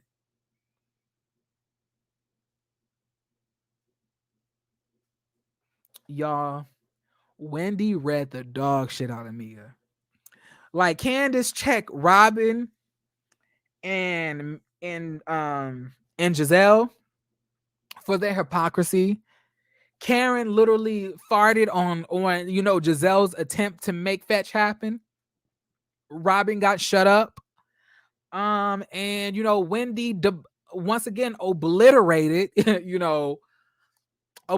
Mia. Every single time Mia comes to Wendy's front door, Wendy gives her things and then lays her out by the riverside to get picked up by the local trash men, because once again, Mia is a piece of garbage. She truthfully is. She's a terrible person. She's a terrible person at the end of the day. And y'all, that is the review. Y'all, can y'all like the video for me? Because I always feel like I have to ask y'all to do that, because y'all will look at me for an hour and a half and not like the video. Y'all know that? That neck meat be looking like white ruffled socks the little girls be wearing to church. Oh my motherfucking good. Harold, get out of here. Jeremy is wearing a turtleneck and Giselle needs a giraffe neck. Y'all, I have so many different turtlenecks. This is my ribbed muscle fit turtleneck. Pow, pow. Y'all see, like, so this is my ribbed turtleneck. I have plenty of turtlenecks. I ain't the baby, but I will fuck up a turtleneck or two. Okay. But like, yeah, I'm gonna need y'all to like this video. This ain't free. I'm gonna need y'all to like, share, and subscribe real quick. Now, I do want to drop the link, but I'm pretty sure y'all ain't gonna come up and talk to me, because I know that I'm not the type of channel that people like to, come and talk on. Y'all like to hear me talk, which I'm okay with. But I'll drop the link and wait 2 minutes to see if anybody gonna come up and tell me what they think about this episode. And I want to hear your dialogue about it. You know, those reads deserve several thumbs up. Thank you. Thank you so much. Put the bell button on, y'all. What? Oh yeah, liking the video is paying your admission to the show. Baby, they be these are some hood rats. They be sneaking in. They be jumping over the damn check-in kiosk. Just coming in any type of damn way. What's going on, Karma? Hello, Jeremy. It's late over in the UK. Um, yeah, I was impressed by Wendy. I was full after raiding Mia down. It was overdue. She should have done it in the first place. So letting her get away with it. Candice was spot on. The way she read, oh, actually, it was just perfect. Like, it was like chef's kiss. I was like, that was long overdue. And yeah, I didn't get the Kama Sutra moves on the beach, what they were doing. Like, it said like a snake chakra thing to get them going. I think Ashley needed to hand the Kama Sutra to Giselle and get her a ramping rabbit. It's long overdue. It's just down there. So, moving on from that, I thought that Candice looked good under the umbrella. Yes, she did. That body is snatched. And I just don't get Charisse. Like, you don't go to someone's funeral to stick your head in the family car to say, I'm here. You go into the church, you sit your ass down, you leave after, and then you just give your apologies. Or when you say, I'm here. You go into the church, you sit Wait, your I'm ass sorry. down. I'm gonna put you in the back. I'm gonna put you back in the background, Kel. Okay, I'll bring you back up. Go continue what you were saying. I was saying, you don't go to someone's funeral, parents' funeral, stick your head in the family car and say, I'm here. You go into the church, you sit in the back row, you keep your mouth shut, you sign the book, and later on, if you see her, you just wish your condolences, and that's it. Like, what was, like, Charisse, like, what the hell? Every time you open your mouth, you put your foot in it. Yeah, Like, she does. She ain't got no couth. and Robin's little slide did. You can see she does not like Karen, and you can see Giselle does not like Karen. That's why they brought Charisse back. And Charisse is almost high and mighty, like, oh, I'll put this group together, this like that. It's like, Sherelle, what season did I'm calling her Sherelle. Charisse, what season did you leave? And where Karen was continuing going up, up, up, up, up. She may not be the grand dame, but she's made something out of nothing, and she's winning. Why are you so jealous? Because she's winning and you're not. That's the problem. Oh my god! Like you definitely said some things that we probably were all thinking. So I really do appreciate you coming up here and talking, and telling us this. You definitely read the girls down. It's fine. Thank you so much, Lord Karma. I'm about to head to the next person. Okay. It's okay. Bye. All right. Thank you so much. All right. What's up? What's going on, Kel? How you doing? Hey. I can't Hey. believe I'm really up here. That's crazy. But I want to talk about the whole Karen and Charisse thing. Me personally, I feel like two things can exist at once. I do feel like Karen is kind of somewhat like intimidated by Charisse, but I do feel like Charisse wanted to be her friend too. Because on Carlos King podcast, Karen got at the table because Karen, some type of way, Karen tried to get at the table. Like, I guess Charisse was saying Karen heard that she be having tables at these events. So Karen tried to get the table. So I do kind of feel like I feel like Karen kind of was intimidated, but I feel like now that Karen's that girl now, is whatever. But I feel like now Charisse is trying to like be with Karen because now Karen's that girl. That's how I feel. I feel that way too after seeing that Charisse basically lied on Karen and every single thing that she said was a lie. Before, I really did think that Karen was intimidated by Charisse, and a part of me still feels that way. I feel like it's a small part of her that don't want Charisse back because, you know, she likes to be, you know, the center of everything, and she don't want Charisse to feel that way, that, you know, she's the center of it all. You know, so I Yeah. do feel that it's a little bit of both, but I'm leaning more towards that, you know, Charisse is not really liking the fact that she created this show, and now like Karen, somebody who she wasn't even friends with, had become, you know, the star of it, and she has been booted off. Yeah, because I feel like maybe season 1, season 2, Karen was intimidated, but I feel like now Karen is already the girl, and now Charisse is trying to get it, reclaim it. That's how I feel. So yeah, I agree.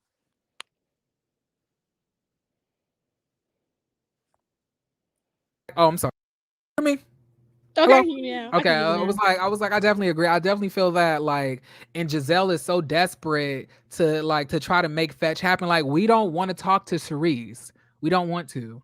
Yeah, I feel like Charisse is definitely a pawn for Giselle. Most definitely. Period. All right, thank you so much, Kel, for coming up. Okay, thank you for having me. Of course. All right, I'm sorry. Now, Pidge, what's going on? How you doing? Hi, I'm good, and you? I'm good. So I have so much to say. You see, Charisse is a whale that needs to be shipped to Madagascar or in the ocean, in the wild. I don't know. She's just fat and boring. I'm sorry, but I cannot stand Charisse. She is irrelevant. Or her old ass needs to be a retirement home because I don't know what the hell she's doing on Real Housewife of Potomac. She's not interesting. Oh my God. Like, you're saying that she needs to like that, so you don't feel that she needs to be on the show, basically. Hell no. She looks like a fucking animal. Okay, let's not cuss. Oh, you Oh, know, but sorry, damn, my bad. I Sorry. already think I did. But like, you know, don't, yeah, no cussing. Fuck Charisse. She looks like some. She looks like my grandma. Even my grandma looks better than her. Her weave. I'm sorry. She's a fucking joke. Her weave is fucked up. She looks like she's always on crack, a whale on crack. But she has the audacity to talk about Karen's alcohol issues, being in rehab. She's a fucking joke. That's why her husband divorced her ass. She was in rehab. She couldn't take it. I'm sorry, I'm laughing because Charisse is a joke. Like, Pidge, what are you like? What is what? I love Karen. Here? Karen is a Taurus just like me. So I understand Karen. I always loved her. And I hope that at the reunion she checks Charisse. And Charisse should not be put on Real Housewife of Potomac. Never again. She belongs at a zoo in New York or Madagascar somewhere. Because, no. Well, there you have it. Hell yes. Do you have anything else you want to say? No, just Charisse, if you're watching, just give it up. Stop it. Reality TV is not for you. All of us are laughing at you. You're not interesting. Stop it, Grandma. We do not like you. Bye, bitch. All right. Thank you so much, Pidge. I appreciate it for coming Me up. too. Thank you. Love you. Bye. All right. Love you too.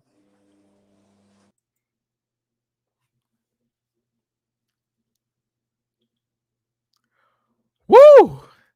Baby, that was potent. All right. Now you're next, Destiny. Tell me what you got to say. Can you hear me? Yes, I want to make sure you can hear me. Not really. You're sounding a little bit broken up. Okay, let me see. Can you hear me now? Wait. Come a little bit closer to the Can you mic. hear me now? Yes, that's Okay. perfect. Okay.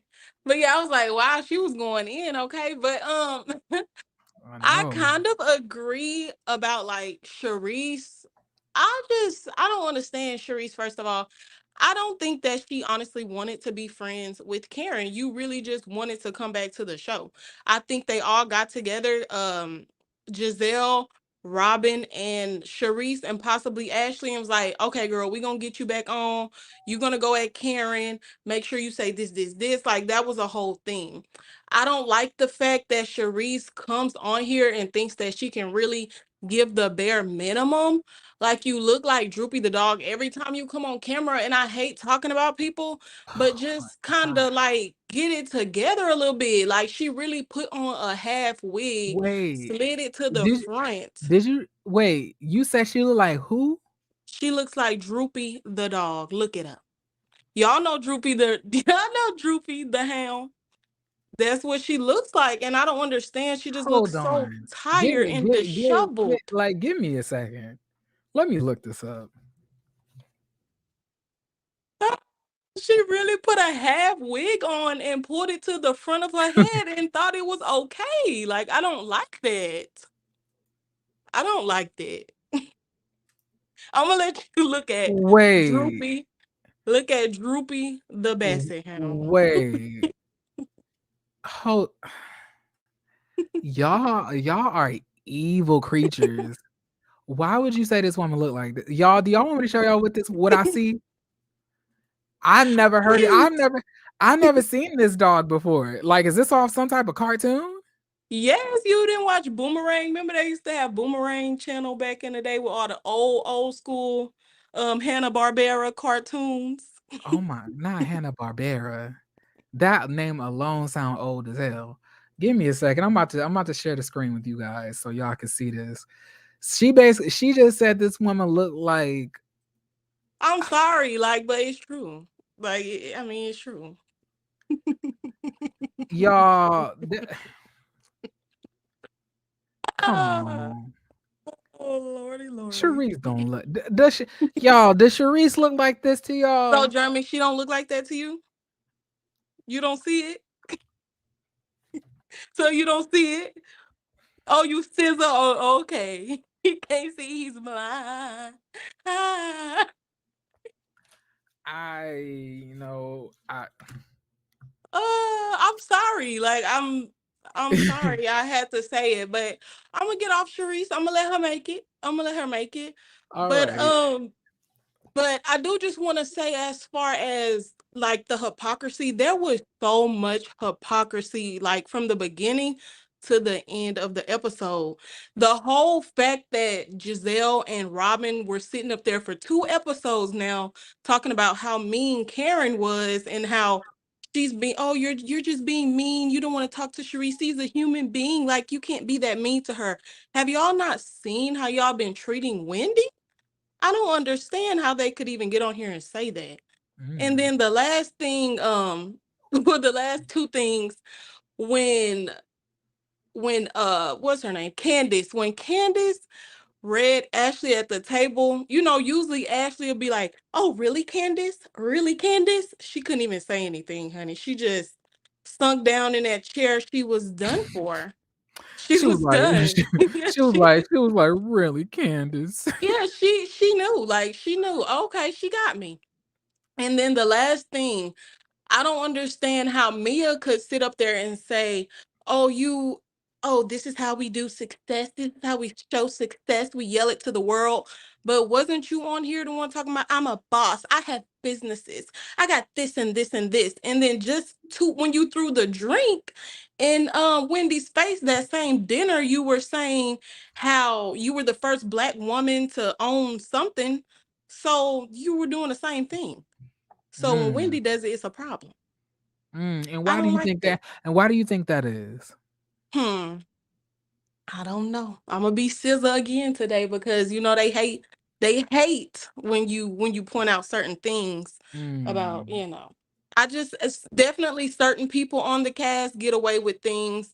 I don't want to say it's specifically colorism, but I mean there's a question mark mm, because there's a lot of things that certain people get away with. Mia says a mm. lot and does a lot. Robin does a lot and says a lot. Giselle does a lot, says a lot. And And Sharik there's a doesn't do start enough. She's still Charisse is not does doing enough. enough. She couldn't even get a full wig and put on her head. She really got a half wig with the clips and put the clips at the front and let it sit there. And I Wait. don't like that. So I how? don't. So wait. I just got one last question. How did you know that? How do you know that was a half wig? Oh, go look at her confessional, Jeremy. Like the confessional showed it all. Like the fact that wig was sitting up, the proportions told me that it was a half wig and it was meant to have some leave out over it. You're not supposed to wear that as your part, baby. That ain't it. That wasn't it. Oh my God! Thank you so much, Destiny. You're welcome. I love y'all. Bye bye. All right. Thank you so much. All right. Now you're up, Lee. I'm sorry. Give me 1 second before I put you up. I just want to make sure. All right. Go ahead. Hey, can you hear me? Yeah, I can. Hi, how are you? Hey, how are you? Good. Thanks for letting me up. Of course.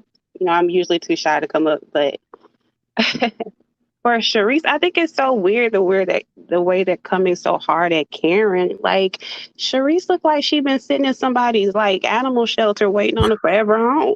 Like she been doing stop, drop, and roll classes all day, and she coming at Karen like it's so weird. And Giselle's like, Teresa's the grand dame. Not when you got Miss Kennel over here looking for a home. Like it's so weird. And I feel like they kind of show how they play on the colorism. Even though, like me, I'm light skinned, I can tell when somebody is playing with the colorism. Like, why is it okay for Mia to do Wendy like that?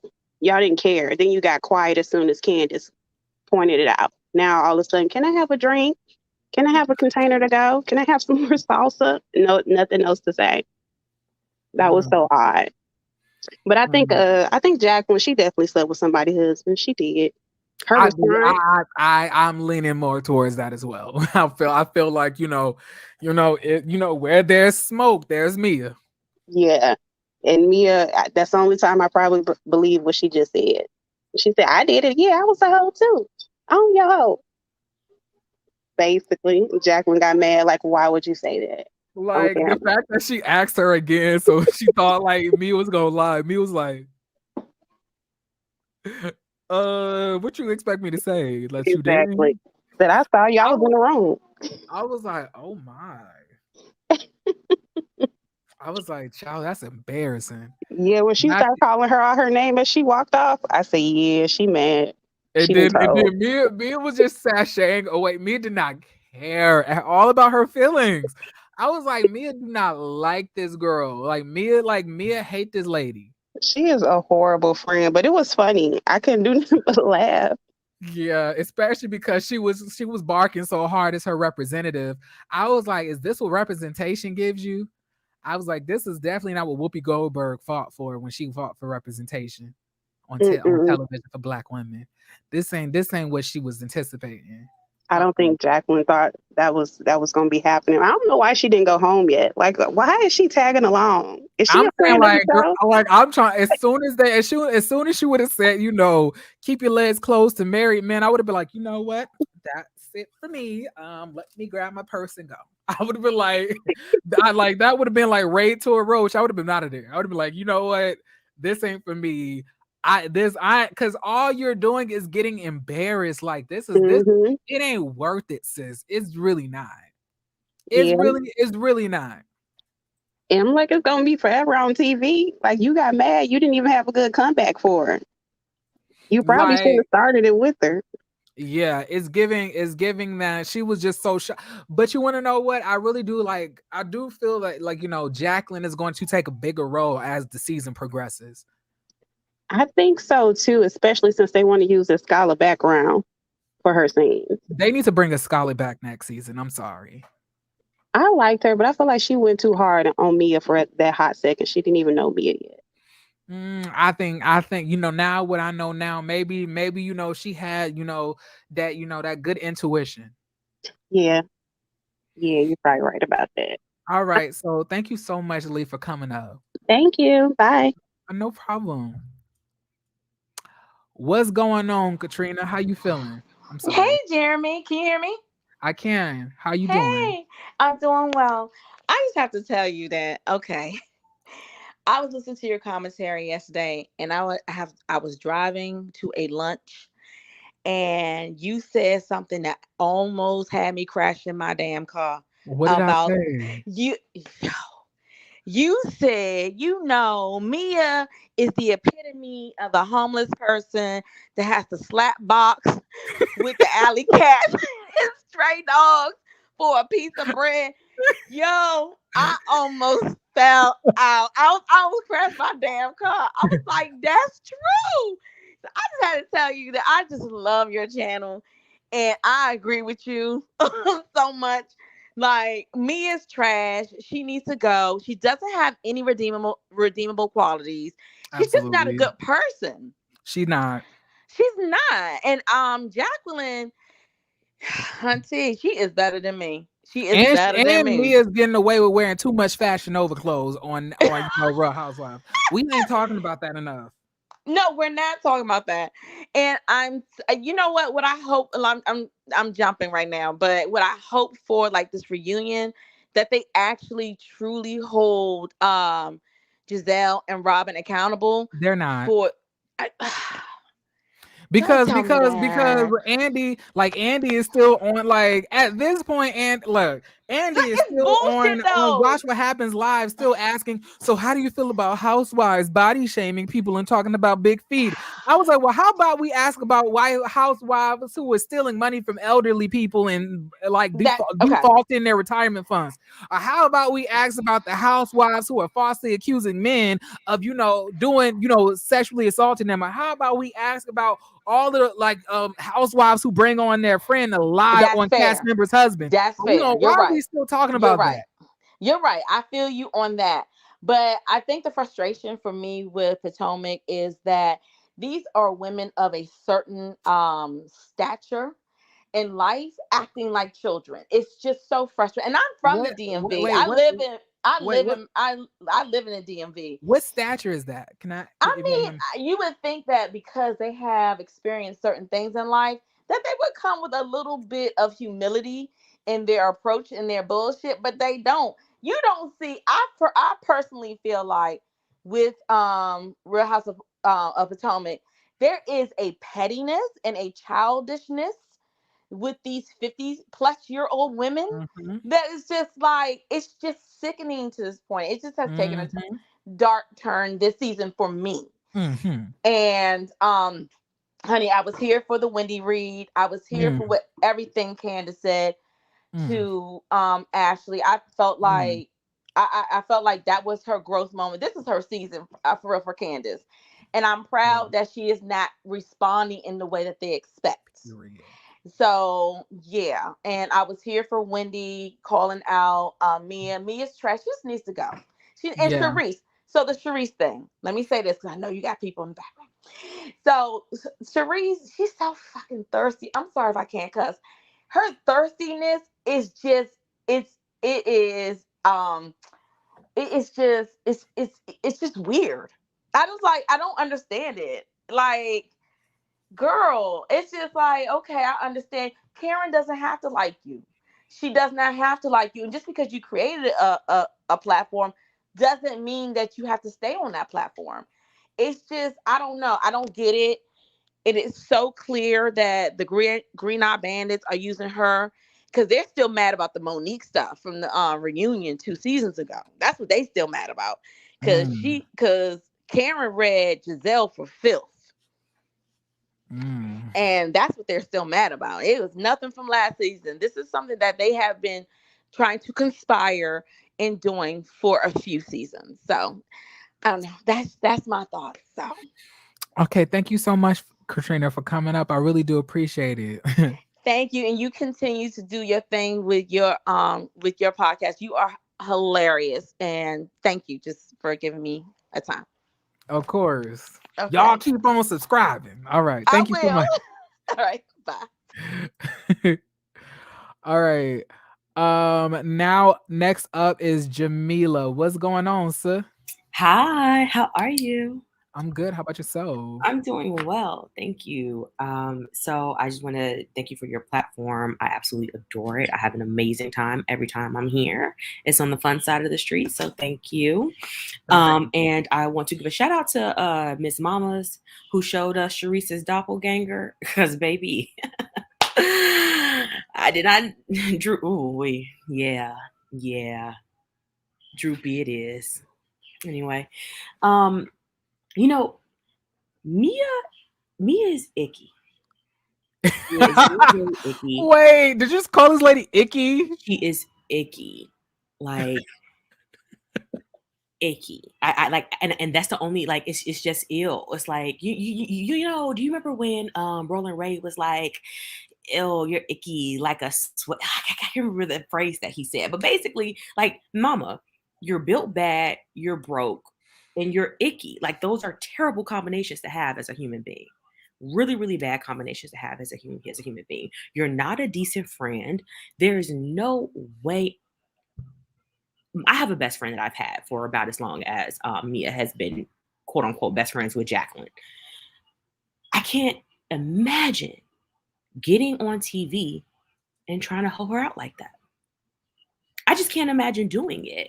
And I think that Jacqueline hit a nail on the head. Like, because Mia had to struggle so much in her past, she became a gutter snipe. She legitimately became that kind of woman that would do whatever she needed to do to make it, even sleeping with a married man. So wait, he is icky, you mean? Anyway, sorry. She became that kind of person. So now it makes total sense. I think that that's what Jacqueline meant. Like, Jacqueline was very, very on point when she said that she's that person where, like, money means everything to her. Money means absolutely everything to her. And I believe that that's why God is humbling her right now. Anyway, the young lady before me, she was talking about how annoying. You would have thought the foster care and the homelessness would have humbled her. You would have though. But you know, maybe she missing a few chromosomes too. I don't know. Like, maybe the brain, like, you that's right. You would have thought that would have humbled her, but you know, it is what it is.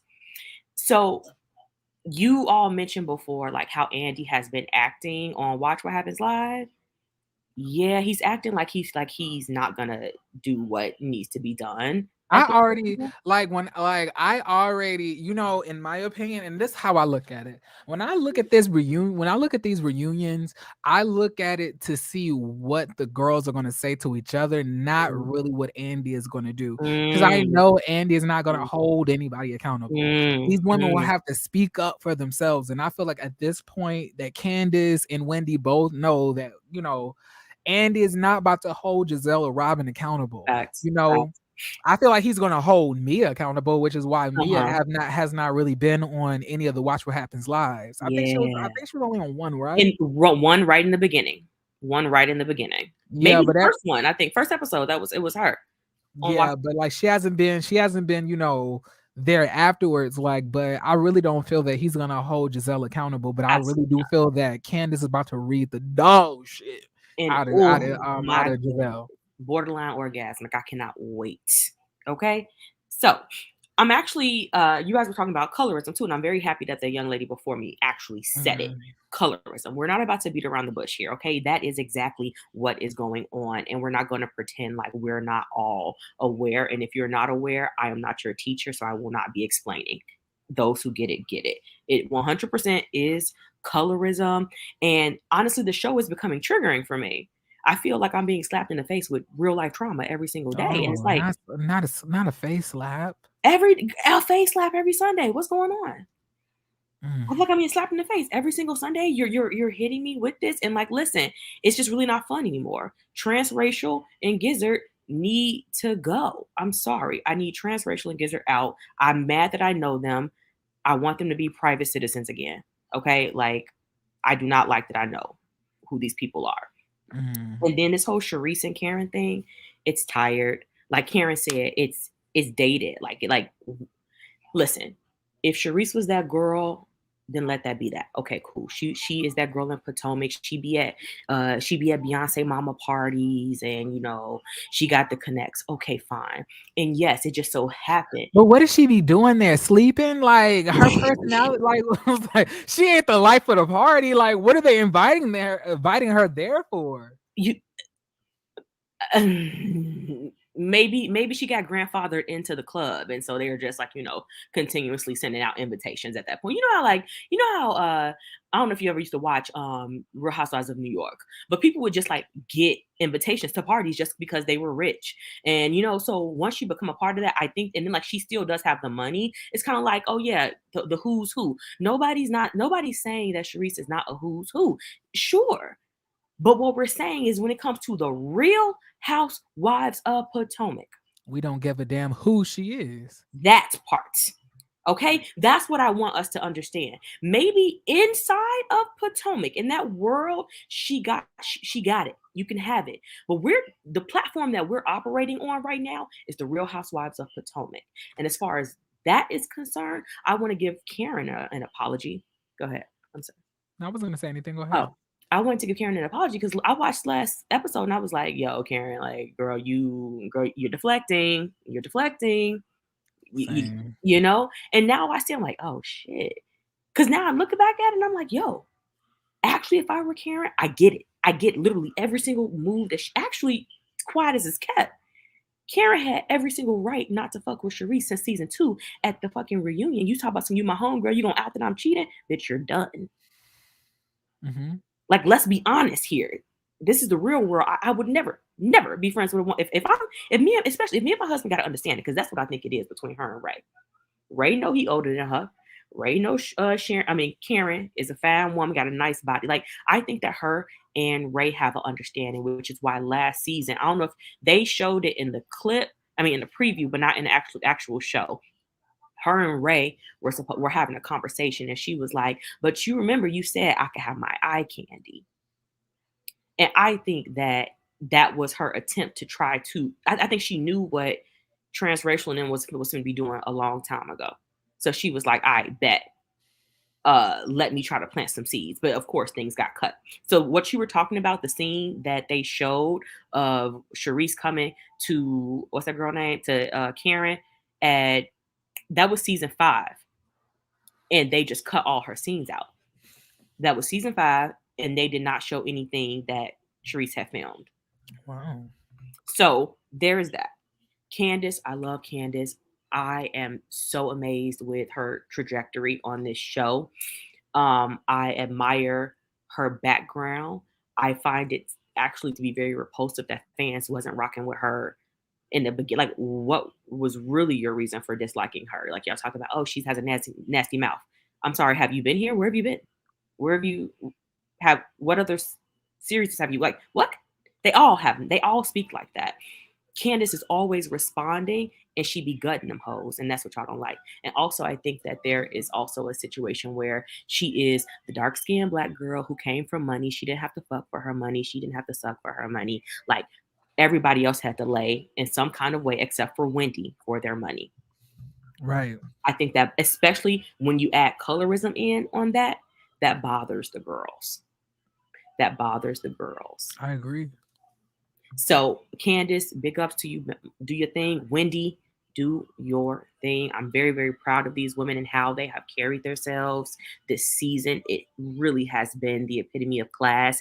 Even when it's frustrated me, when I felt as if they've been too nice, I cannot say they have been anything less than classy. Right. That's all I have. Thank you so much for coming up, Jamila. No problem. Bye. All right, it's gonna be Bree next, and then the last person is gonna be Keisha, and then I'm gonna have to wrap this up because your boy got to go to work in the morning.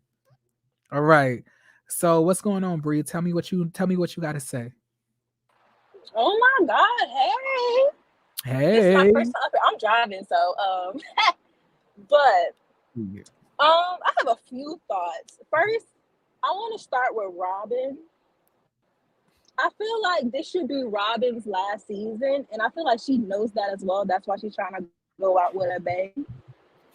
Because, for one, I know Juan's lawsuit is kind of very disgusting to me. because she's a victim. She's a victim, and for him to be quiet about that, that's kind of messed up. I know it's wine, it's her husband, but that's not. And it's probably gonna be her last season. Birds of a feather flock together, something like that, right? I just find that very weird that he would be quiet about that, knowing the girl that he's allegedly married was a victim, and he was quiet about that. And another thing, Robin's weird hate towards Karen is very weird to me. And I've seen on Twitter people be like, well, Karen started with her first. Da-da-da-da. I was like, I remember very vividly in the beginning of the season, they'll be like, her husband's not rich. Her husband's not the Black Bill Gates. Her husband. And so if Karen would have harbored this dislike for Robin, she can. Charisse, that girl thirsty. She's been filming scenes for free for years, trying to get back on the show. But it's just not working out for her. And last week, I knew what Karen was talking about when she was like, you're trying to disrespect my mother, because the fact that you came up to a funeral uninvited and you just been talking about that was very weird to me. That's a weird lady. And the fact that when Karen said, you're trying to destroy family, she was talking about Monique because she brought the rumor in about the trainer baby to the group. So, is it the trainer baby? I don't know, but that baby looks exactly like Chris. Giselle, a waste of a pretty face. She's not that. Oh my god! Like she's not that pretty. Like I feel like people be gassing it. Like she's really not, she is not all of that. Like it is so many women that are way more better looking. The only thing y'all think about her that's so pretty is her green eyes. If she had dark doodle brown eyes like the rest of us niggas, y'all wouldn't even be saying that she that cute. We would be like, oh, that's another light skin girl. Y'all are literally only saying that she's that pretty because her eyes are green. I promise y'all that's the only reason. Me and my friends have actually talked about who's like the prettiest in Potomac. We've always said Monique, Candace, and it interchanges between Wendy and Charisse, actually. Charisse is a pretty woman. I always say Wendy. Now, I can definitely agree that, Wendy is one of the best. I think Wendy arguably is the baddest on the cast. I would say Wendy, Candace, then, Robin, facially wise, not body wise, because we all know she built like a Bud Light can, but I would go Candace, Wendy, Candace, Robin, Karen, Giselle, and then Mia's all the way at the bottom. You right next to the with Robin. Oh, Robin I just feel like she's like a white lady, and I'm not attracted to white women. But you know what? It's all right. It's her last season anyway. I'm not gonna have to see that face no more. And then I know probably she's gonna be back. She's like, I can't talk about the lawsuit. I can't. My lawyer said I can't talk about it. I'm like, oh, girl. And then between Candace and Ashley, I've always been a Candace apologist. And like when people be like, Candace is so bad, her mouth is so lethal. I was like, lethal. I was like, no, I think it's the way she says things, because she wants you to know that she means it when she say it. She say it from the gut.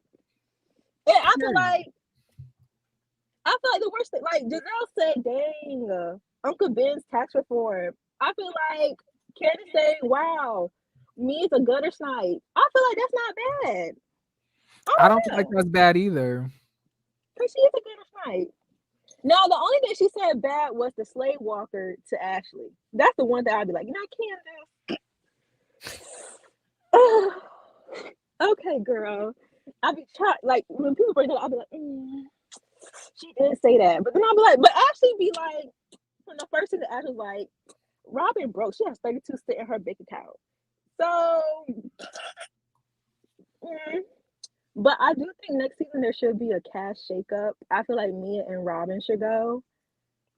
Mia, because she just, it's not fun no more. Like last season, she was a little bit fun. You know, throwing the salad and stuff. I don't know. I found that fun. A lot of people didn't like it. I was like, that was cute. You know, throw salad. If Robin goes, they gonna like Giselle ass is gonna Giselle is gonna be in danger. Mm-hmm. I think they're gonna. I think if anything, they should bring in one of Candace's friends. Y'all like let me tell y'all something. Y'all gonna die when I hear about this.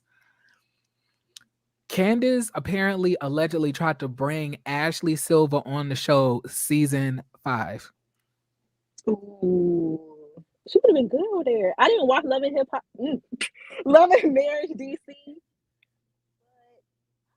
but she was the main drama over there. Right. Like, and they didn't choose Ashley. Is that why they brought in? They didn't have a friend in the show. And then Monique tried to bring Arena onto Real Housewives of Potomac as well when she was on.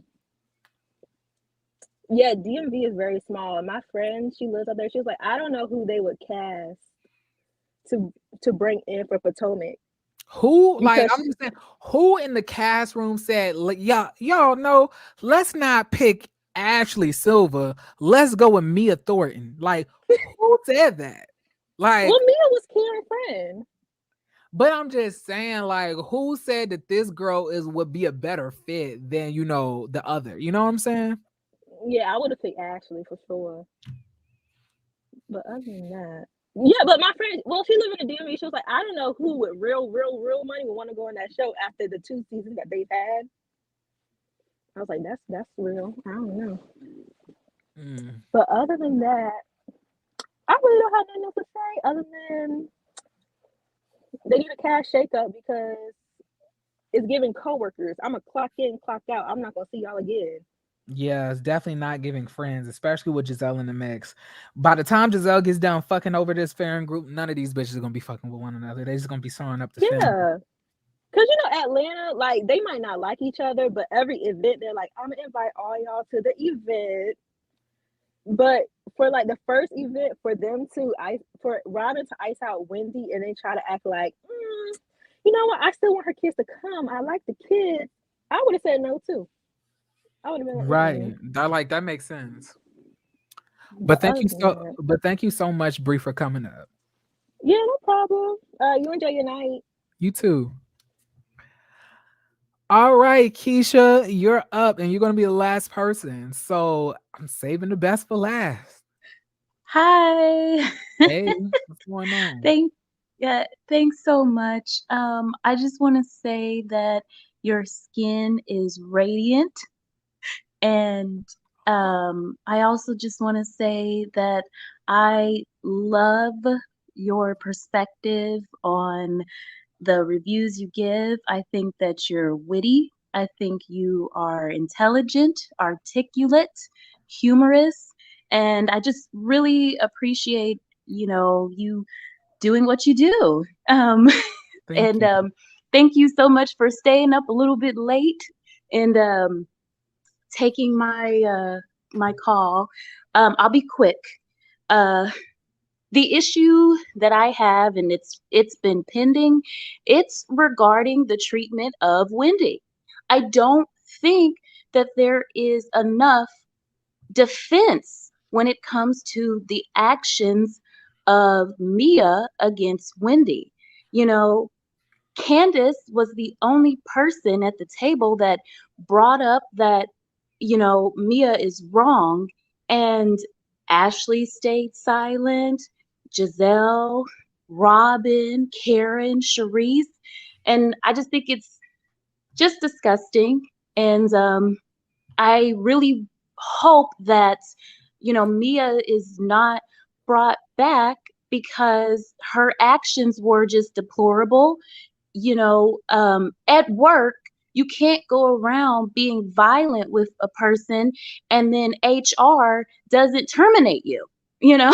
So that's my one issue. And this is kind of random, but I want to see Katie come back. Yeah, that will never happen. Ah! That will never happen. That will never happen. Like once Katie tried to expose production, it was a wrap. Yeah. It was a wrap for her. But if it makes you feel any better, I would love to see Katie come back. Baby, Katie used to get the girls together. But yes.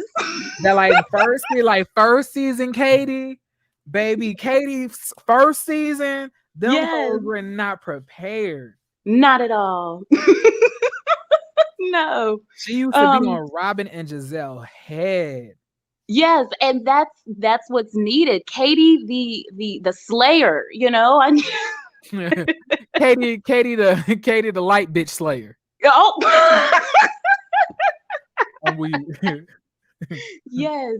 But darling, that's all. I know you've got to go to bed. I understand. So do I. But thank you so much, and you have a blessed night. Thank you. Take care. Bye. Take care as well. Okay, you guys. I want to tell you guys, thank you guys so much for tuning in with me tonight. I really did have a lot of fun.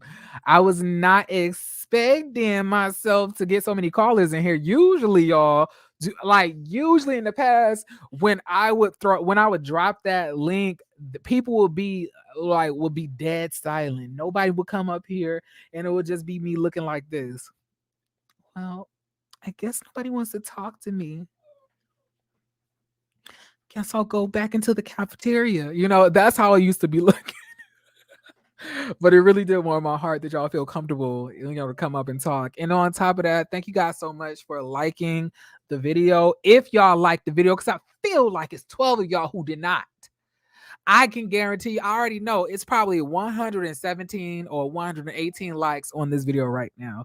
And I can already guess.